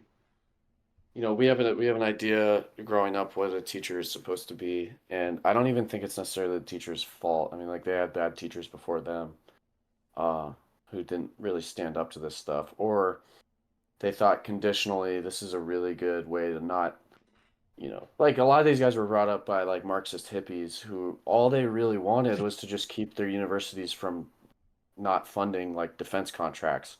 And so they're like formulating all these really high powered postmodern theories to, just make it clear in argument, like, this isn't just scientific research that you're doing.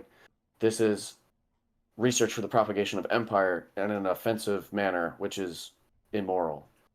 And I think there is some nobility to that, but the problem is like when that stuff gains traction, um, when there is no, yeah, like when you return everything to this nihilism around empire, like really like all that happens if empire does exist,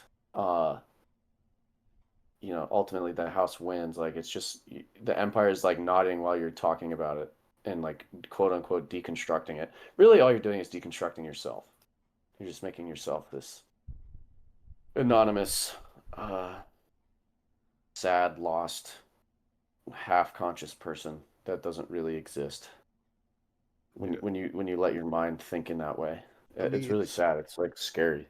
it's not really an original thought, but like it's people have said it before where people are all about like subjective truth and relativism until comes to racism.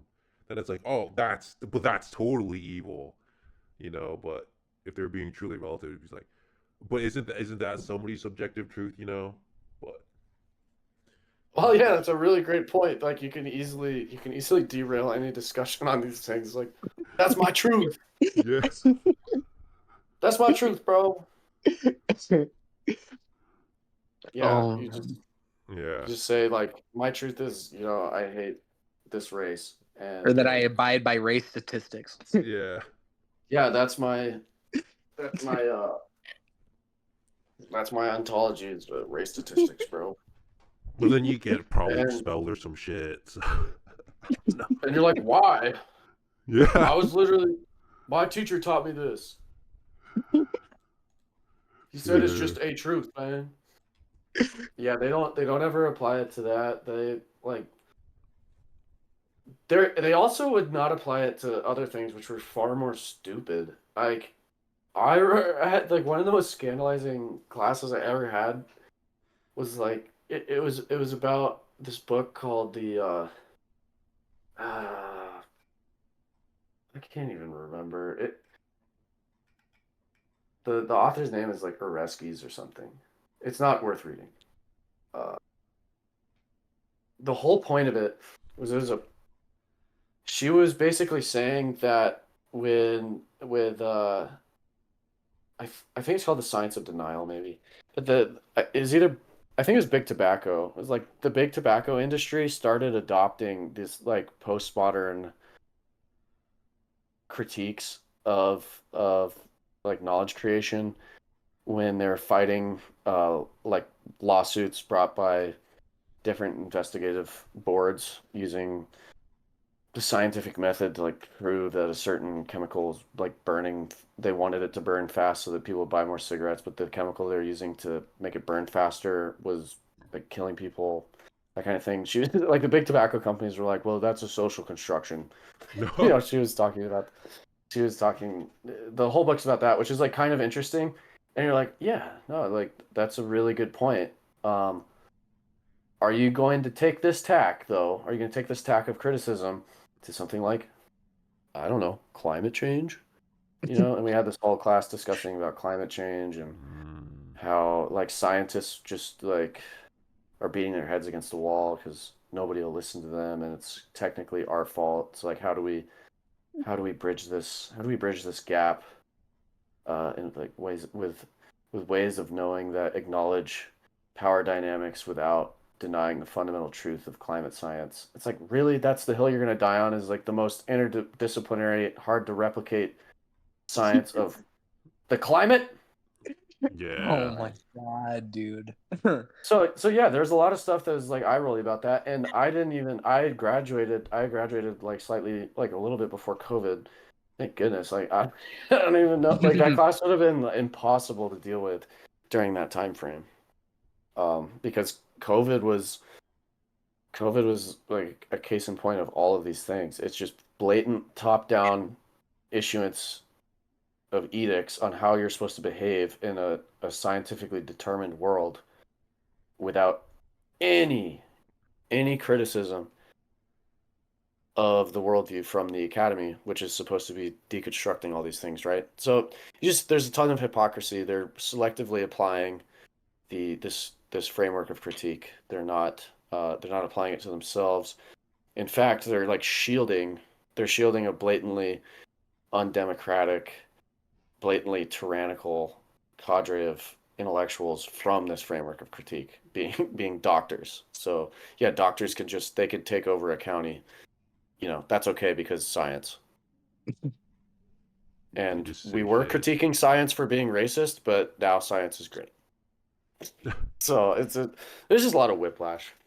A lot of whiplash.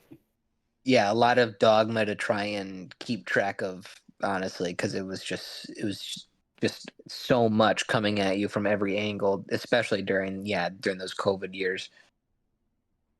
Yeah, which those are really weird. I saw that movie Eddington recently, and it was pretty refreshing actually to like watch a portrayal of it. It's so comical in hindsight. Oh It's yeah, it's really I wanted to Yeah, ask really you. disturbing we too. just Thoughts watched on that. that?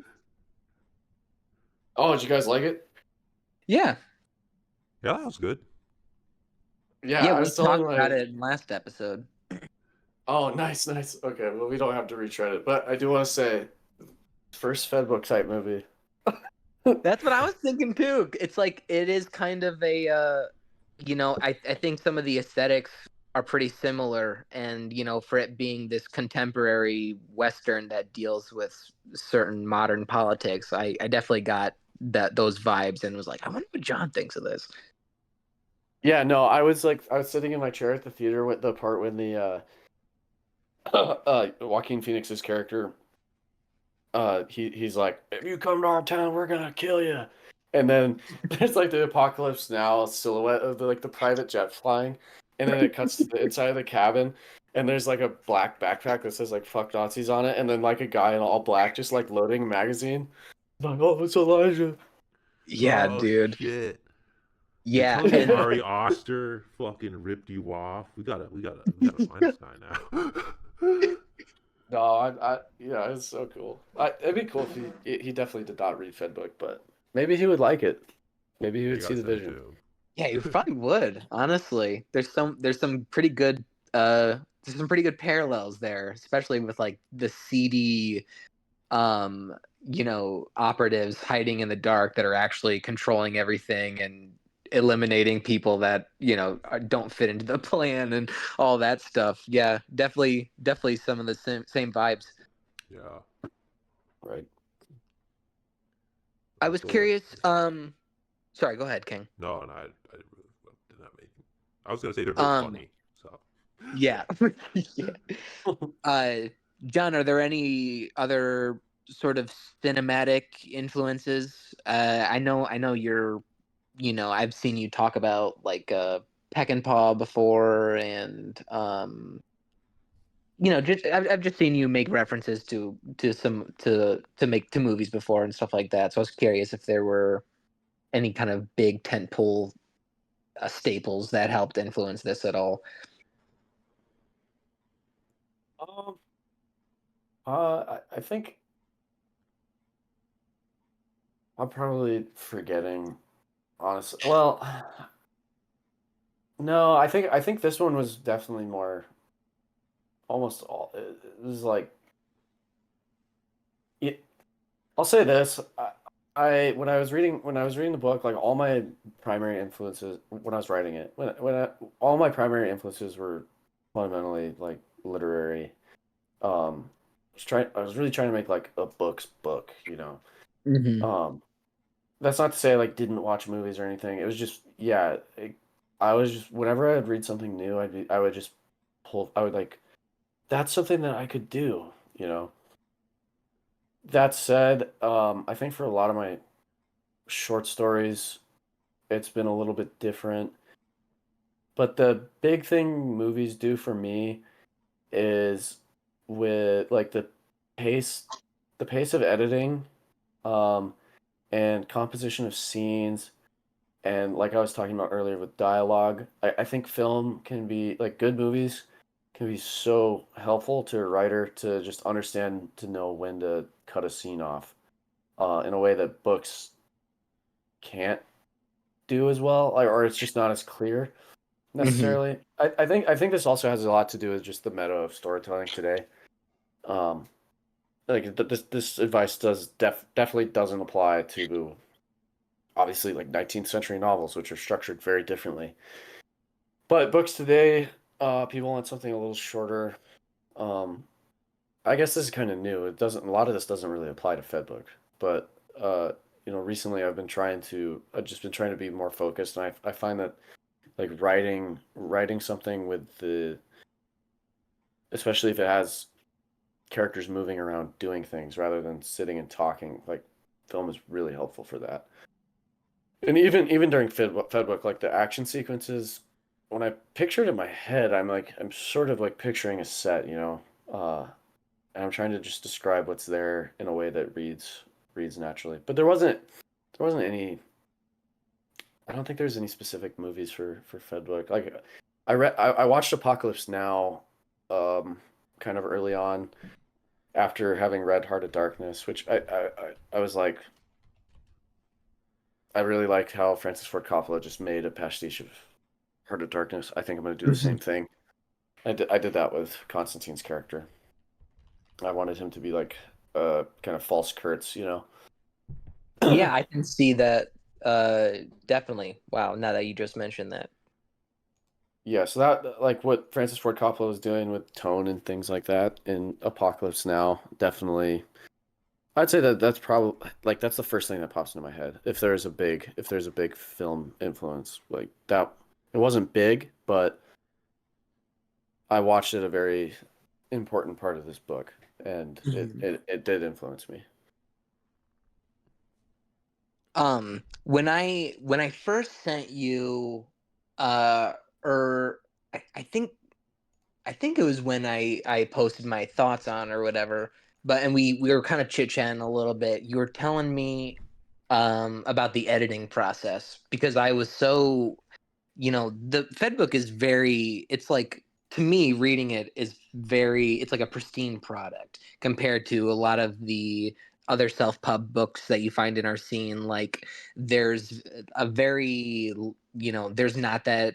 I honestly, it's like you open the book, you're not really going to find any grammatical errors. It's like, I mean, at least to me, I wasn't finding any. It was just like such a very tightly wound sort of thing. It was just like it was just a really pristine sort of product. And you told me that the editing process was really, really extensive. So I was wondering if maybe you could go into that a little bit. Yeah, you cut out just a little bit. You told me the editing process, and then it cut out. What'd you say? Oh, just that you were saying that the editing process was super extensive. So I was hoping you could maybe go into that a little bit. Yeah, okay. So I finished the book, and then I basically after finishing it, there was like an 8 month period where I just was like I was writing other things, and I'd go back and I would like, all right, I probably should read Fedbook again, and then I would read the entire book. I probably read the entire book like 4 times. And while I was reading it, I was, I just freehand, like I'm gonna make it better. And every interval that I came back to it, I was able to get rid of some stuff. I was able to try and improve some things. Um, and then as far as like a final like copy edit goes, I should also mention like between finishing it and the final like front to back read of it, I managed to chop off like 12,000 words. It's like it's like two whole chapters or something. Wow. And yeah, I'm really really thankful I was able to do that because it's a long book. But the copy, the part that was like most helpful for just making the copy good for a self-published book, it is pretty simple. I like printed a test copy through KDP, which is why if you go on Amazon and you look at the release date, it's like December or something, even though I didn't like announce it until January, because like I literally like I didn't have an audience at the time, so I just like made it available and then ordered an author copy so I could have my wife go read it. And just I gave her a pencil every time she sat down with it, and she just like underlined everything, every spelling error or like this word's missing or that she could find, and like dog ear the page. And then there's like 150 pages that she dog eared or something. So I went back to the original document, and I fixed all the spelling mistakes, fixed the grammar mistakes that she caught, and it was just that part was kind of easy. It was really organized. Um, I was able to get almost all of them just in that not really difficult step. So it was nice, free copy editing labor. Very good. It's kind of expensive, I hear. Yeah. Otherwise, That's kind of interesting because I guess my main complaint with the book, and I would just like, what is it, front end this by saying, don't take my advice seriously. I'm like an ADHD retard, but also I don't think artists should listen to a lot of advice. I think most of it's stupid, and artists should stay true to themselves. But for me personally, I felt like the book could have been halved for me, and I would have enjoyed it more for me personally. And I know Jesse really hmm liked this book, so like it's just taste. But for me, I felt like, I don't know, there was a lot of descriptions about stuff that I felt like were kind of extraneous, which would, like cooking stuff, and it's like, did this need to be in here? But that's just me, where I think a lot of my influences, I'm more influenced again probably by stuff like film, so I'm just like, where's the plot? Where's the plot? But this is more like a book thing where maybe it needs to be like a more whole encompassing yeah, I world. no, I generally agree with you. I think it would have been, if I had this luxury as a complete unknown with a debut novel, I would have liked to get more of it's a lot to ask of a friend, and I did have a really good and talented friend help me like go over it. But at the same time, it's a friend, so they're not gonna like they can't make you do anything. Um, Yeah. they can say like, hey, this doesn't work. This kind of works. This really works. And I'd be like, well, the thing you think doesn't work actually does work. And you could just Yeah. like pretty easily ignore it. And I would change some stuff based on advice, but I was never gonna have like a formal publishing process with it. Yeah. I knew there was no editor or literary agent that was gonna want to risk their reputation on it. Just because it's like a 140,000 word debut novel or something. Um, it's got all the other stuff we talked about. It digresses a lot. Yeah. So by the time I think it could have really benefited from a developmental editor, to like focus it in, like get rid of some stuff, maybe clarify some other things. But I It's still stand by impressive. it. It's Yeah, like the for sure. artifact of my mid 20s. It's got everything in there. So I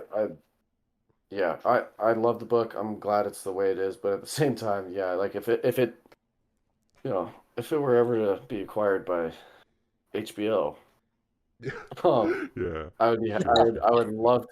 I would love to see like like a really spared like brutal cut of Fedbook just to see what it would look like with a high degree of economy. No, and Um, I totally understand what you talk about, like how you love the book, because I'm re-editing my book for physical copies or whatever, and it was like a year ago I published it or whatever. I was like, oh, it's all right. No, it's amazing. I love this book, and I'm rereading it now. I'm like, this kind of sucks. Like, what the fuck was I thinking? It's so bad parts I need to rewrite. But I love the yeah. book because it's like everything I love. So, and if I had listened to other people telling me to like, no, you should do it this way, I think it would have been for the worse. So, I totally see. Yeah. Yeah, no, I know this is every time I open it back up again and I look at something in it, it's just really special to me. It's Yeah. my first book. So I totally agree with you. And that applies to pretty much, there's a story that I wrote a long time ago when I first sort of committed to writing fiction again. That's like kind of like a micro. It's not really a Fed book. It's like a micro Fed book. There's a lot of the same themes in it. It's really imperfect, but um, yeah, there's just something quaint about it to reread again and see where your head was at. And I'm still like, if there's any book to like, if I didn't write Fed book then, I never would have. I wouldn't write it now. Yeah. I'm older. Like, I know what people actually want. I'm more willing to write for an audience than I was. So like, Fedbook never would have happened. And I think it's a good thing that it did ultimately, even though it's a sort of it's a sort of flawed thing. But yeah, I still stand by it, and I think it's not it's not flawed enough that people won't really enjoy it and really like it. I think the love comes through, Yeah, and I think that's it's the having most it like important thing in the I'm book. not the most popular self-published author by any stretch, but it's really cool when you write something like that in like just a random private account that has like 0 followers and just lurks, like DMs you, is like, hey, I really loved your book, like I'm gonna buy copies for my friends and stuff. Yeah. That's kind of what it's all about. Yeah, I think the love comes through in the book, and I think that's what's most important. I think you definitely nailed on that. Like, people can see you put a lot of passion into this, and for sure, like that comes through in spades. I might as well.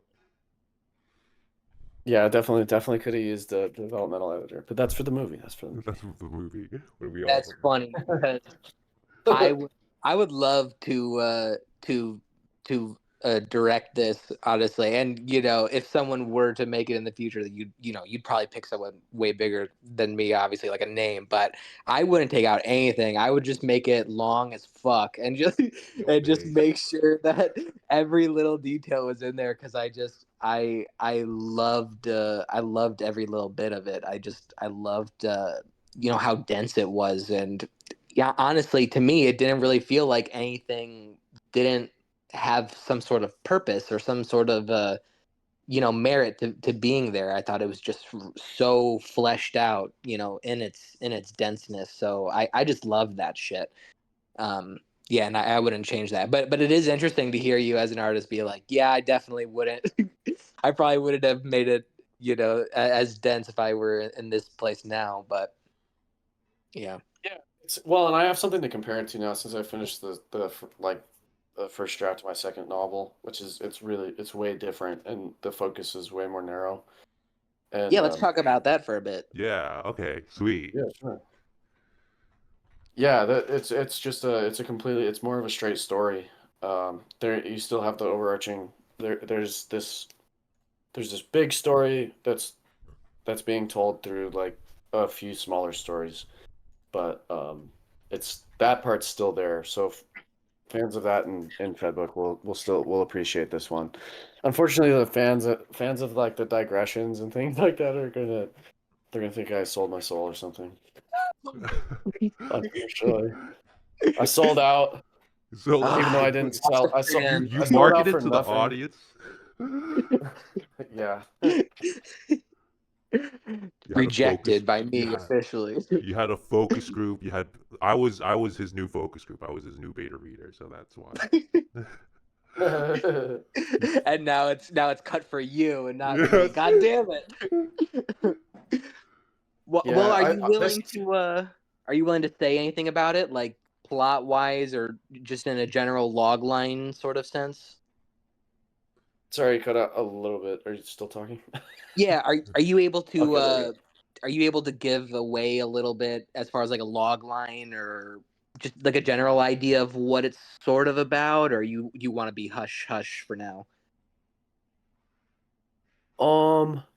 I can tell you that it is. And I'm not like beholden to any contract or whatever, obviously, but it's it's about it's about more of a normal guy, uh, who. Okay, so for this one, you're asking about films, right?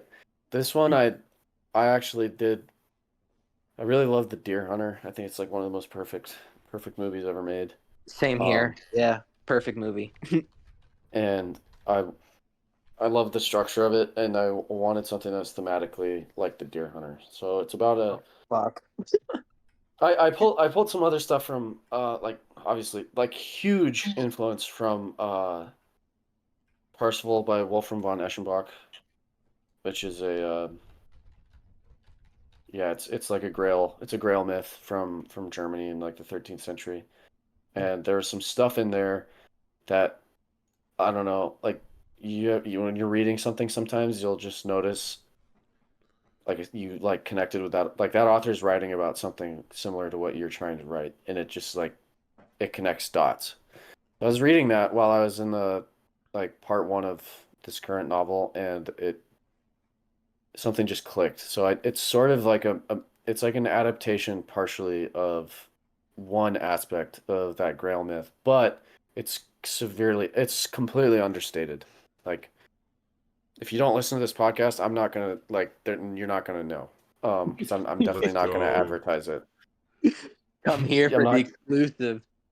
Yeah, I'm not. Yeah, that was a huge influence on the overall story of the book, and it made it from this sort of kind of like part one is like it's like it's a romantic story. It's sort of a love story, and it's for the ladies, man. Hell yeah. Um, Oh. uh, and then I knew I wanted the character to go to Iraq, and then I knew I wanted the part three to be like the return story, and the parts two and three are the basically conclusion of this romance into a grail myth kind of. But it's all very understated. There's most of the elements are not one to one, and it's kind of absurd. Like these things are working in my head and they sound stupid out loud. Like Oh, that sounds dope. instead That of sounds cool as fuck. Yeah. it's not like in the Grail myths, like if a knight sees another knight he challenges them to a joust, but these young men in the beautiful vistas of Montana aren't challenging each other to jousts. They're trying to build houses as well as they can and be respected on their job sites. So there's a lot of like it's more of it's very naturalistic. It still has this gothic quality, this melodrama. Um, but I wanted to express the romance and the like tension and action of being a framing carpenter because it's what I do for a living, and I find it like I just find it one of the most spectacular things to some of the tasks you do, like just lifting a house, making a structure from nothing, except your brains and your brawn. You put yourself into positions that you didn't even think you could do before you did it, and I wanted to express the romance of that, and that's kind of like a connecting line through the three parts. Yeah, it's set in Montana and in Iraq. I like that too because I mean we already discussed the self insert, so we don't have to do that. But I feel like now you're bringing carpentry into it. Like people are more multifaceted probably than they give themselves credit for, and like different elements of that. I love seeing stuff like that happen. So Yeah, actually, yeah, the thing that like really made me want to do it was, I read a story. I don't expect you guys to have read it. I'm just like I wrote this story a long time ago called The Carpenter. That was kind of a test to see if like I could do it well. Um, and it's about a carpenter who like all the drama is just in his job mainly. Like he's a cabinet maker.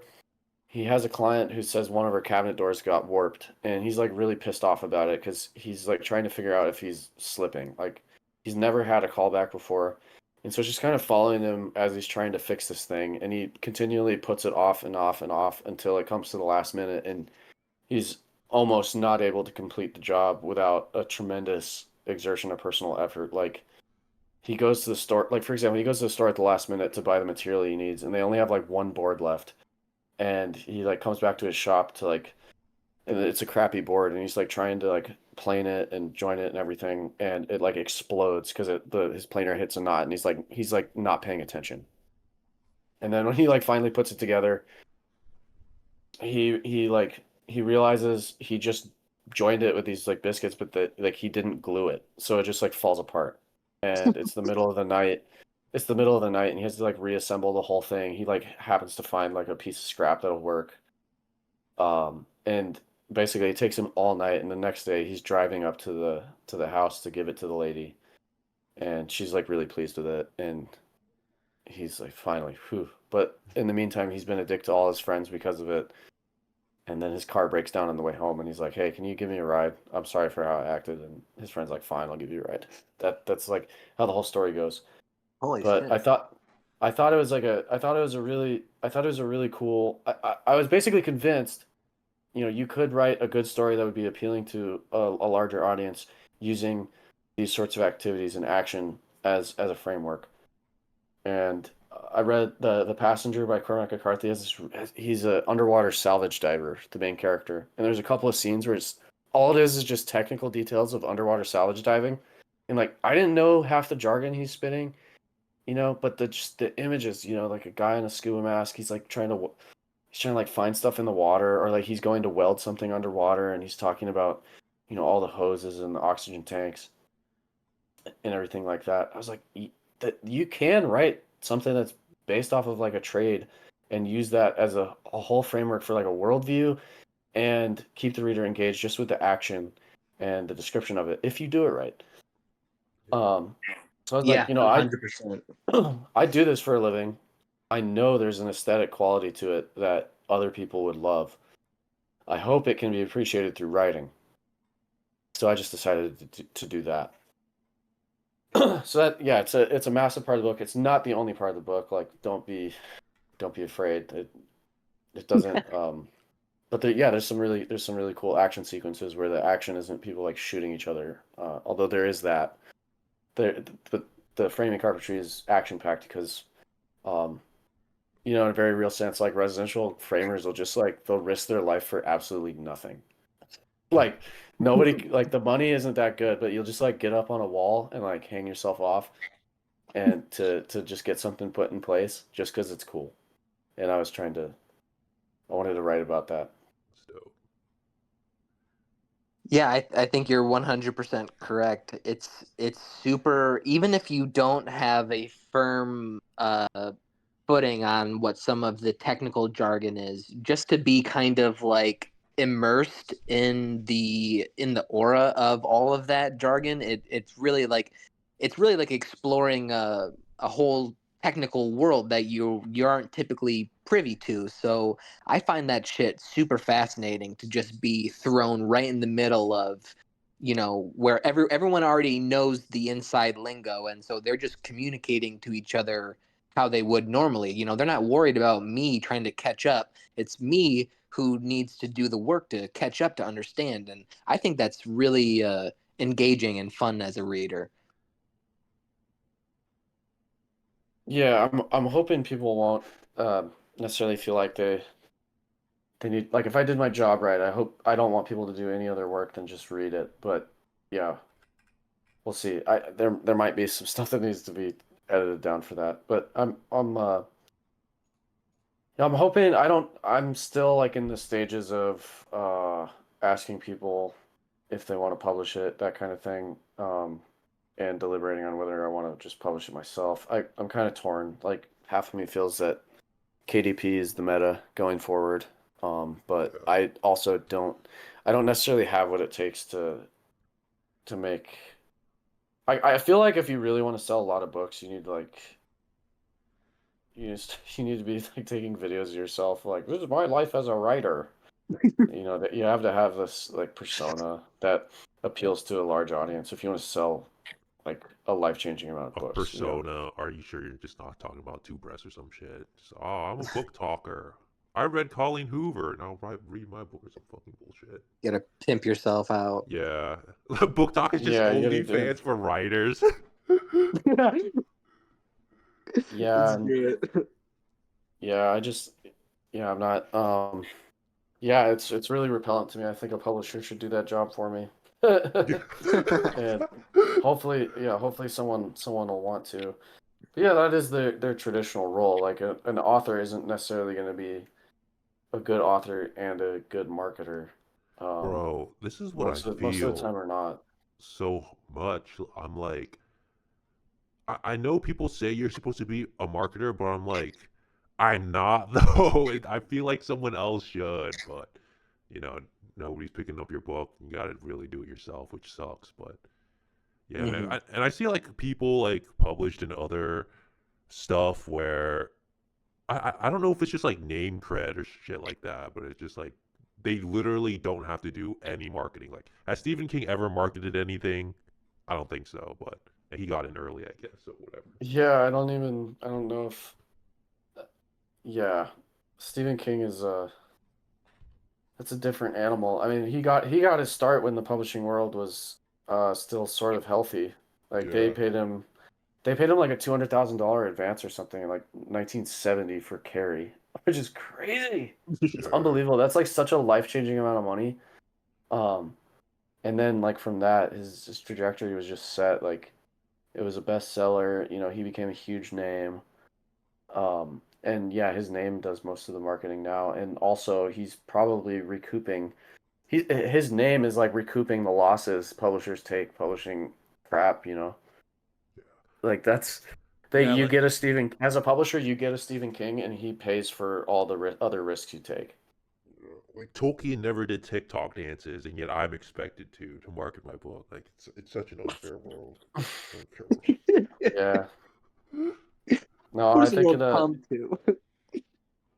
yeah, I mean there's a mix of both things going on. Like in a you know a lot of people, and this doesn't apply to you guys. I'm just speaking off the cuff here. A lot of people are genuinely not that good, and I'm curious like why they try to write. Um, and that you know to some people that probably applies to me. And then the other thing is the publishing world genuinely like it's over. Yeah. They've completely lost the plot. They don't even try. Agents be playing on that phone and not reading. And you're like like what's the point? I kind of think I feel I don't it might be cope. I'm kind of optimistic that like the algorithm slop thing has reached its like it can't be any more slopified than it already is. You know, God forbid, might eat my words, and I think people are just gonna get really tired of it. That's my hope and my sincere conviction. I think I think we've Yeah. reached the decline and fall of the algorithmic empire. Like they can't even get these data centers funded in a lot of cases. They're like they like I just read a headline that Meta like doesn't have the money to build their own data centers and they're reaching out to private lenders to help them build them. So it's all just built on this credit stack like deck of cards to keep people's eyes on their phones more and it's increasingly I didn't really realize how expensive maintaining a constant feed of audio visual content for millions of people actually is, but it makes sense. It's incredibly resource intensive, and all of these companies are running at a loss to make it possible. And then Yeah. at the same time, people are getting exhausted with it. They don't like it anymore. They like hate themselves for doom scrolling. Well, I think it's So, like Mhm. conspiracy theory where like it's not conspiracy theory, but like YouTube runs at a loss. Like all the major companies run at a loss, and now that like the money's running out, they can't fund their bullshit anymore.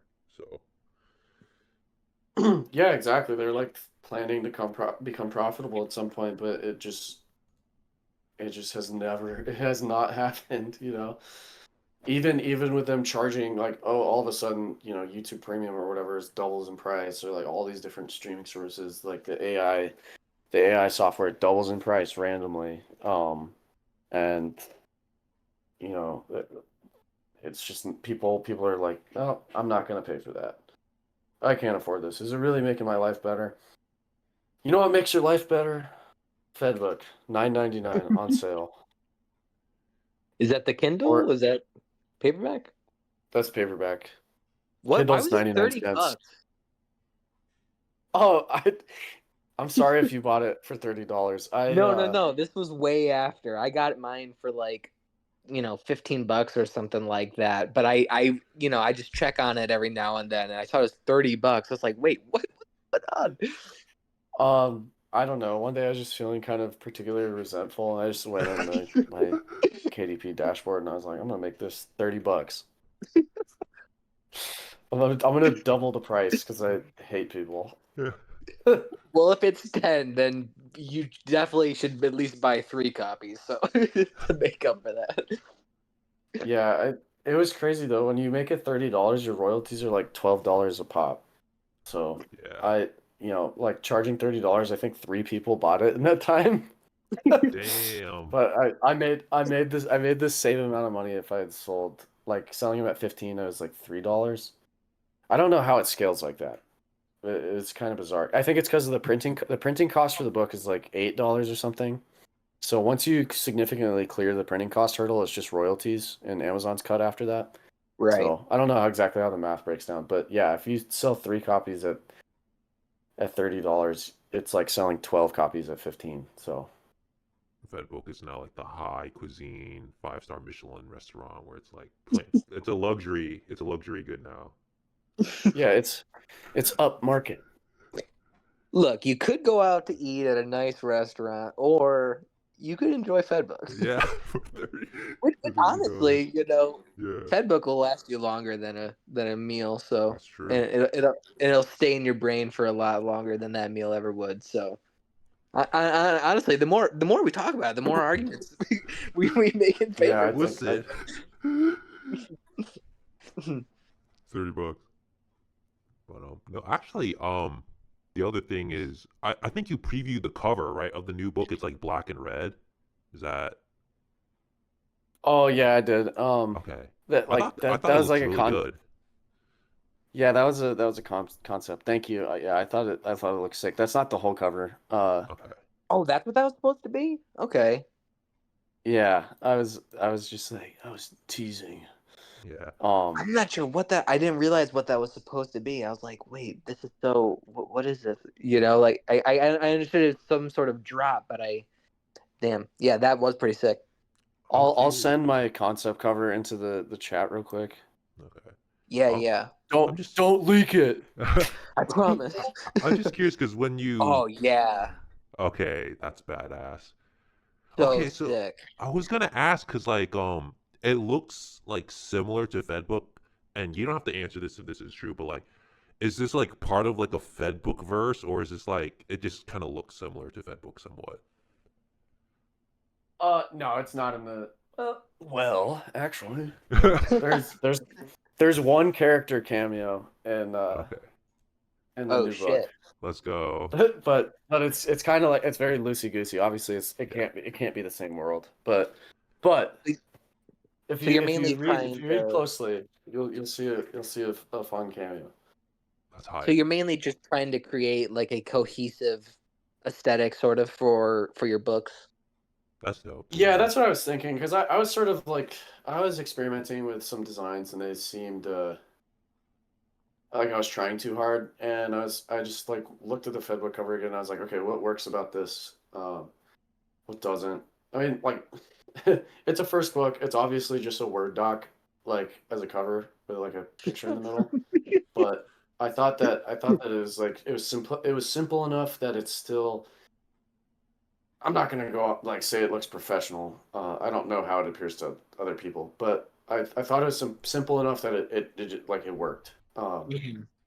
And so I was like, okay, I'm gonna just take that extremely simple design language. I'll, just the title 20% of the page down, have a little motif in the middle.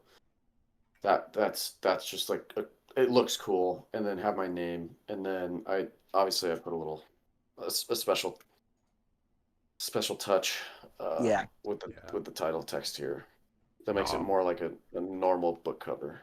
But looking yeah, look. this is just a mock up, and honestly, if God willing, if I do get a publisher, they'll probably just make it whatever they want. I was They gonna probably say won't take this. looking at this cover, I like it better than Fedbook. I think it's dope. I think it looks really cool. Yeah, I like it better too. Yeah, But yeah, I'm proud They of this one, look and good side by side. yeah, they would match. Yeah, definitely. That's not the final title either. I was okay. kind of messing around. I didn't think it was for some reason. I could just kind of tell. Yeah. Oh That you'd come man, up with a different one. I thought, damn, because the reference is dope. If what I'm reading is what I'm reading, the reference, I'm like, oh, that's so hype. But Yeah, I'm I go back and forth on it. Like a couple of friends have told me I really need to keep that, but I don't know. Like it I'm needs to be selling out. kept. I'm selling I'm out. as your focus group tester, I'm telling you, you got to keep that subtitle. It's clean. I approve. All right, yeah. As the Well, official focus tester. I'm definitely gonna think hard about it, and I mean that Yeah, because I seriously. like it too. Yeah. But yeah, salability, man. That's a rough thing. Have you so do you have some publishers in mind then that you're gonna submit it to, or Yeah, I sent it to I won't say anybody just because I don't want to I don't want to jinx anything or Yeah. I don't want to I don't want to give any intelligence. I gotta keep like an upper I gotta keep the the upper hand here. mm-hmm. Yeah. But I've sent it to a couple of indie publishers, and I've sent like a bunch of query letters to actual agents. So we'll see how that turns out. Better So publish your I don't book. really know if I have to wait if they make me wait like a really long time, I'll probably just KDP it, but we'll see. I just need to get some like concrete bites. Like I'm willing to wait a year if it's going to end in something. I'm not willing to wait a year just to like hear back about stuff. You know. We need to start our own publishing company. We'll publish your book and it'll be on KDP.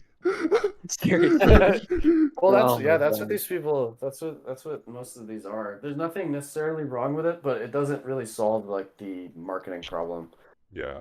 in my opinion. Mm-hmm. Like, I think New Ritual Press did pretty well with Omar's book because he got on that YouTube video. Yeah. Mm-hmm. But it's like a mutual, it's like a symbiotic clout relationship. I think, like for instance, with Cairo and New Ritual, they're feeding off each other's clout to release a successful book, which is cool. But I'm at this point, and this is no disrespect to anyone in particular. I think this is a fair criticism of the indie KDP publishing in particular. I'm just not convinced any of those guys can market better than I can. Maybe I should be convinced of that, but I'm just not yet. Nah, And a lot of again, if marketing they listen to this, departments. no ill will. It's just my perspective. Mm-hmm. Yeah. I mean, a lot of marketing departments, like from what I hear, like they don't know how to market artists either, you know. So it's so weird because it's like I feel like rather than publishing authors, like if I could pay someone to like market and it actually works, that would be dope. But half of the time, it seems like it doesn't work. You know, I've paid for ads for 4chan before; it doesn't move shit. I don't know how to market, so whatever. Maybe I'm an idiot, but it's just tough. Yeah. I think the only guy that I've seen that actually seemed to generate any kind of conversation with 4chan was Frank Gardner, and Yeah, to an insane degree. but he's kind of Um, he's isn't he like kind of crazy like himself? So maybe I just need to well, do yeah, that. he's insane, but that he was doing wall to wall Call of the Crocodile. He probably spent $1 million advertising Call of the Crocodile on Oh my 4chan. God. Yeah. Like it was for like a year. Like every Yeah. time you went on there, Call of the Crocodile at the top and the bottom. And then when I was me and Adam Lou's Reinspecs released our books around the same time, and he seemed to like uh Mixtape Hyperborea seemed to at least be like a really compelling, like the graphic design of the advertisements and the cover was like really compelling. The title obviously very compelling. Um and I think maybe people talked about it a little bit, but he's definitely not had he most of his hype has been gathered elsewhere. I don't think it's because of Fortune, but it's cool. Like it's cool that we were all there. It was a moment in time, yeah. Yeah, Yeah, I thought about advertising it, but I never did. You didn't advertise on 4chan? No, well, no. Okay, so what I did is I don't do advertised that. the freeway. I advertised the freeway. I just go in the writer general and say buy my book. Okay. Because I'm like, I like- I could have sworn I saw that's how I found it by seeing an ad, but now I'm like, wait, how the fuck did I even find your book? It might have been through one of those threads then if you were just in Writer General and just posting about it, but man, yeah, it's kind of I got called out as a shill multiple times. Like it's pretty jarring. So I shilled it like 3 times, and then I had a reputation. Yeah. I tried. immediately.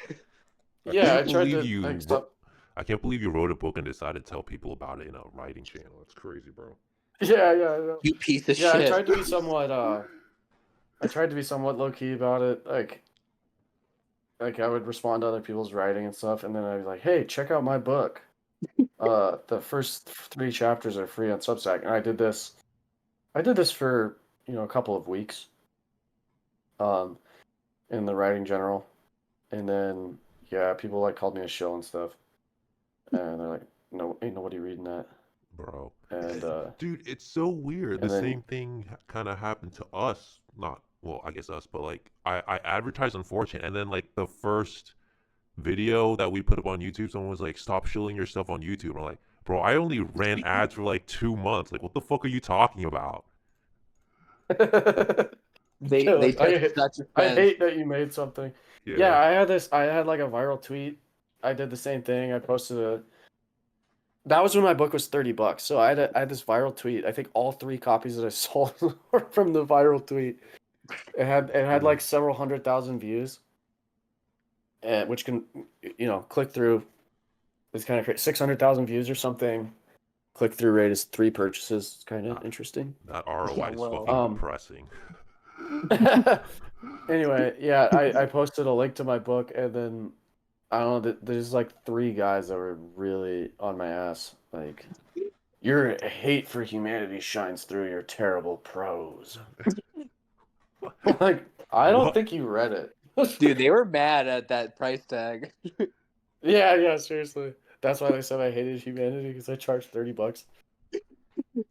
It takes me 5 hours to make that, man. You're personally robbing me. Yeah. Money. But, Yeah, that I was want my pretty funny. money back. Yeah, most of the like I still don't have much of an audience, but I had a really tiny audience when I first released it, and I think almost all the initial copies I sold were because I wrote a story for Apocalypse Confidential, that was really popular for some reason. The I think it was good. story. Yeah, Once Upon a Time in Nineveh. Yeah, Yeah. a lot of people really liked it. Which I was super glad that they did. I didn't expect to. It's like a 10,000 word story, so Yeah, it's good. I asked them if I could send something that was double their minimum word count, and they're like, "Yeah, we'll look at it." And I sent, and they ran with it, and yeah, it had a bunch of engagement. And then when I published my book, like every single person that's on the editing staff at Apocalypse Confidential, like they retweeted it. And there's some people, if like someone's independent book, like Capitalisimo. hello. Oh, he cut out. Damn. Kind of what happened there, because I had a crazy number of sales on like my first couple days Oh, John, you cut out for a that. sec. Oh, sorry. You, I was you're just saying saying. something about Cap. Oh yeah, I was saying Capitalissimo just buys any book that he sees on his feed from an Right. independent author.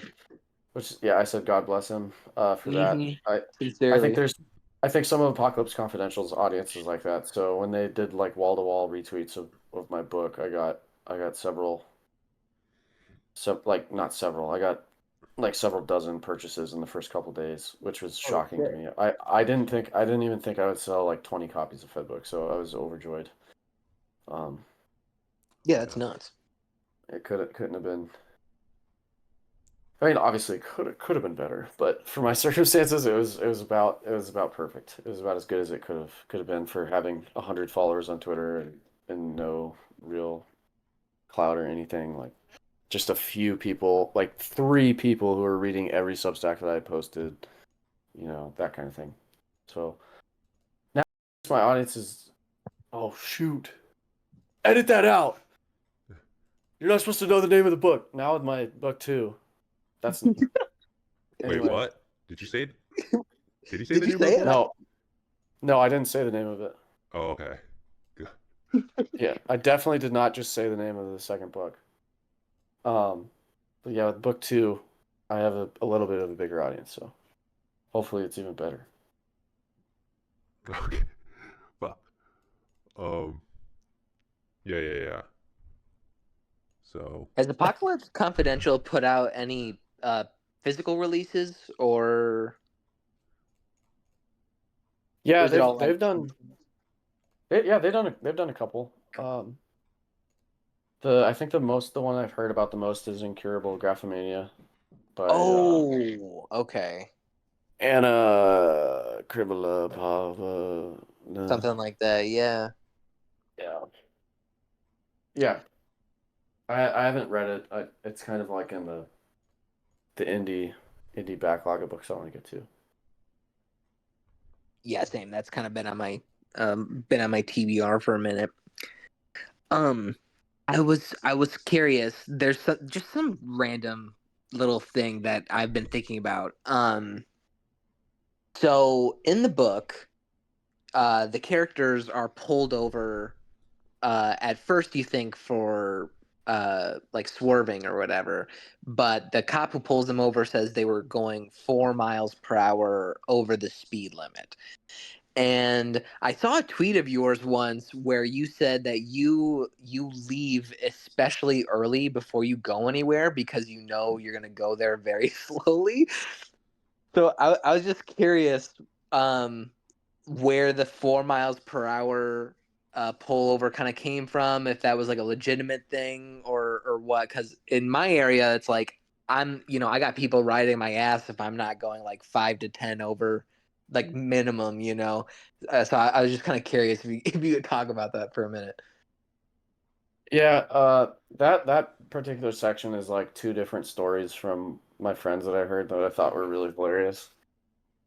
Like uh I think one of my friends did get pulled. He got pulled over by a British cop, uh, American police officer who was British, and I thought it was so funny.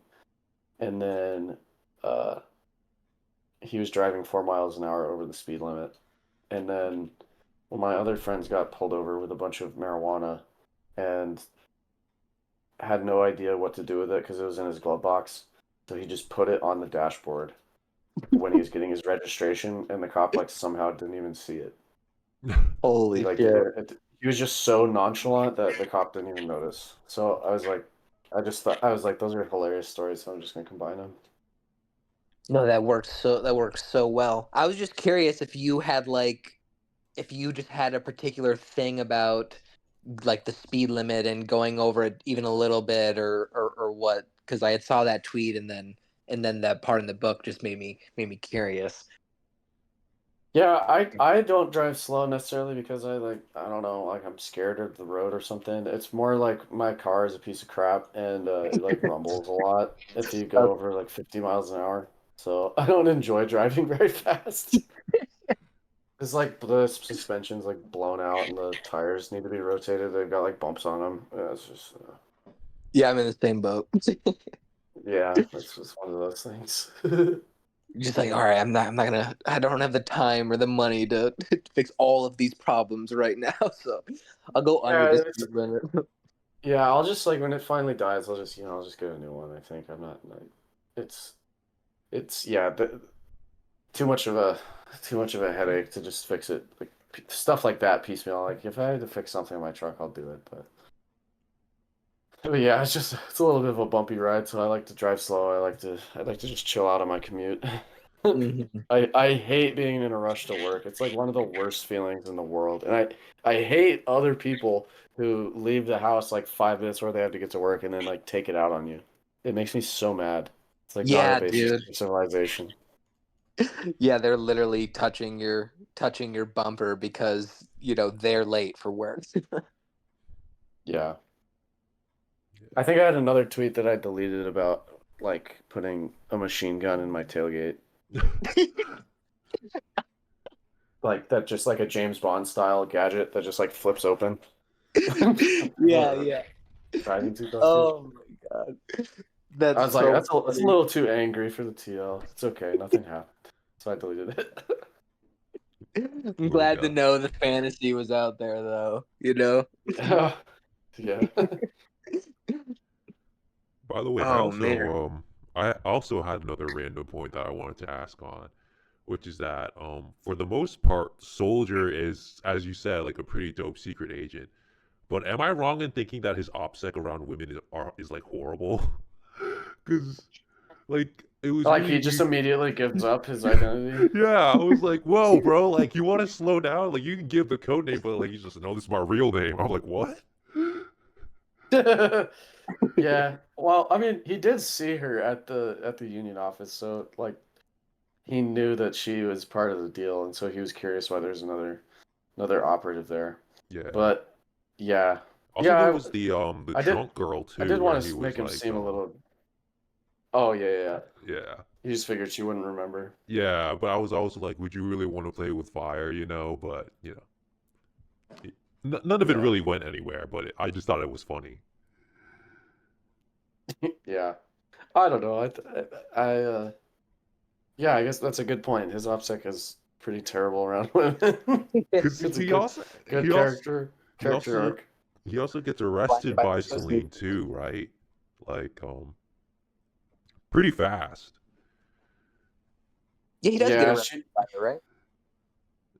yeah, and well, in Act 3, he's like looking for her. He like goes to her house, because he has the address from Constantine where she lives to get more information from her about what's going on. And yeah, they have like she tells him about who Constantine really is, and then um they like they have their conversation, and then she arrests him, but just to turn him over to Elijah. Yeah. So I was just like, man, if he wasn't simping, he could have just like, because he's a man, she's a woman, like the power differential. But I understand it was for the point of the story. But it's like, it seems like women are is soldiers' kryptonite. I guess fitting of a Chad. Blinded Yeah, by I guess so. pussy. Yeah, and like Celine's supposed to be this kind of I don't know, like sort of a siren type. Like she's just for Soldier Crane, like in particular. I thought it would be cool to have sort of artsy type girl that's pretty good looking, very like nice figure and stuff, and she's a federal agent at the same time. I thought that was uh, Yeah, a cool image. it's the bane of every artist's existence is the art hoe. We Yeah, and what if she was a Fed? Yeah, bro. that just make it so much more complicated. Yeah, exactly. Oh man. Yeah. Um their whole relationship is super interesting. It's very like it's kind of combative and and romantic at the same time. It is a really interesting back and forth that they have throughout the book. Yeah, like the her code name being like Salome is Yeah, definitely deliberate. I mean, yeah, Salome is so sexy. John the Baptist, she like wanted John the Baptist's head, and King Herod's like, whatever you want, baby. So that was I had the idea of her being Salome before I had Celine, so I knew she was going to be that character. Obviously, a little bit more nuanced, Oh, so that's where the foreshadowing. She like delivers soldier's head on a plate to Elijah, like metaphorically. Okay, I can see Yeah, kind of. this But one. then the prophets, it's technically the nickname the prophets give her because she's the federal agent that's like working with them, and they Okay. like call her jokingly the prophet killer, because she's so hot. That's what Tenskatawa says anyway. Okay. Yeah, there. I think if there is speculation, if not outright, just a declaration that she is one of those agents that is chosen to like fuck and get intel. Yeah, that's the yeah. Constantine basically tells Soldier that it's kind of glossed over, but because Soldier's like, oh no, Yeah, yeah. it's like really, Don't let it be true. yeah. Yeah. So that when they're at the pizza parlor, he's like, yep, that's my girl. Oh yeah.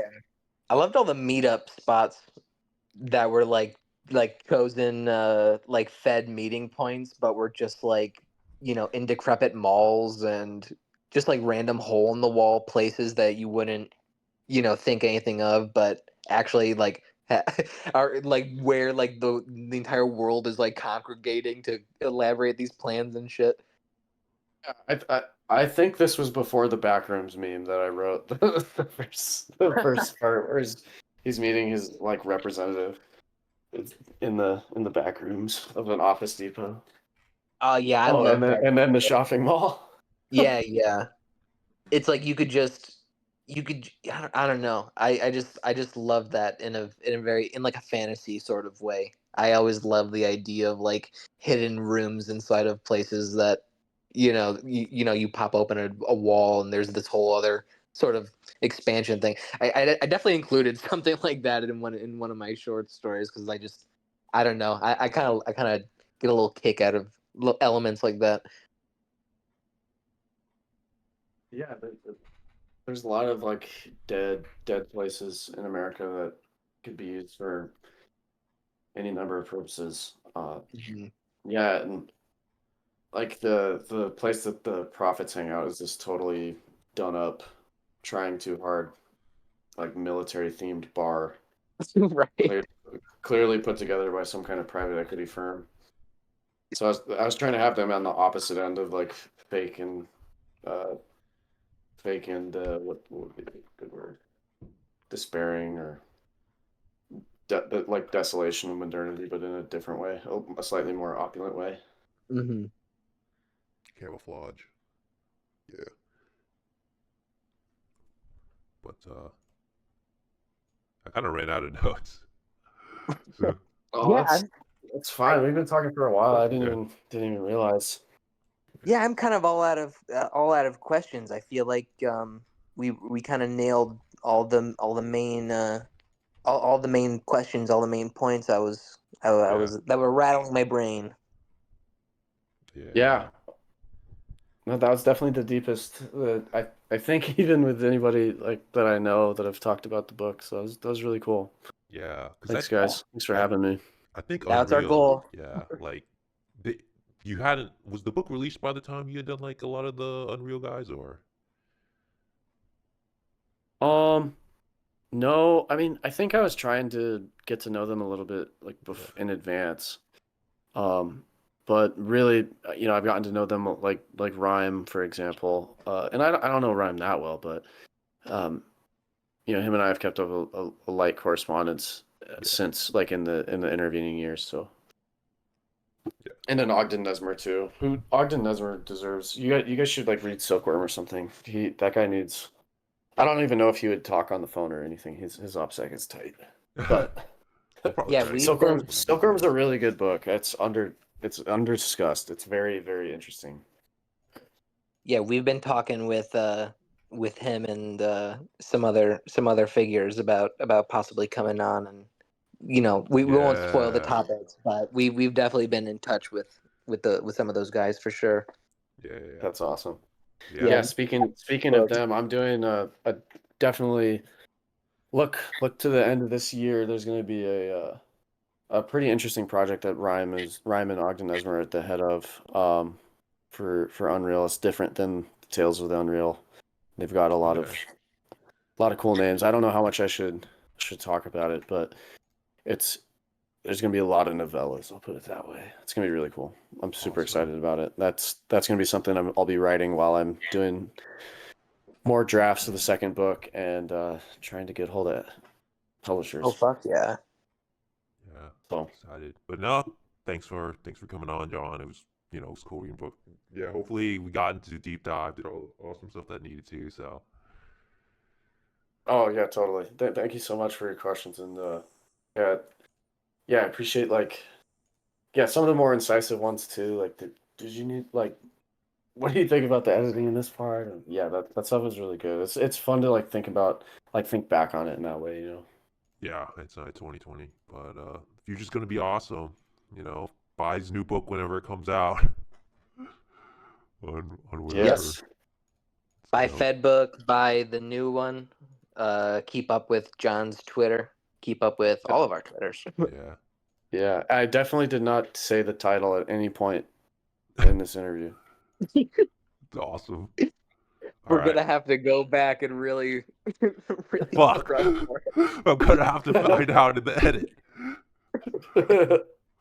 All right, He leaked it. all right, I'll sign out and then yeah, you guys. So I'm King Grinch, obviously. Read Hate Spree. It's gonna come out eventually. My manuscript is fucking me right now. It's raping me. So, but it'll come out eventually. Yeah, Twitter, Substack. Jesse. Jesse Larkins. You can buy my book Soap Scum, which was published through Anxiety Press last year. You can find it on Amazon. Yep, follow me on Twitter, follow me on Substack, all that good shit, and keep listening to Subverted Subversions. John? I'm on Twitter under at Saracen_Heath. And I have a Substack, johnjstancliff.substack.com. It's called Nineveh 20XX. If you like my writing, I'd encourage you to check out some of the short stories there. I've been told they're pretty good. So yeah, thank you. Thank you for your attention.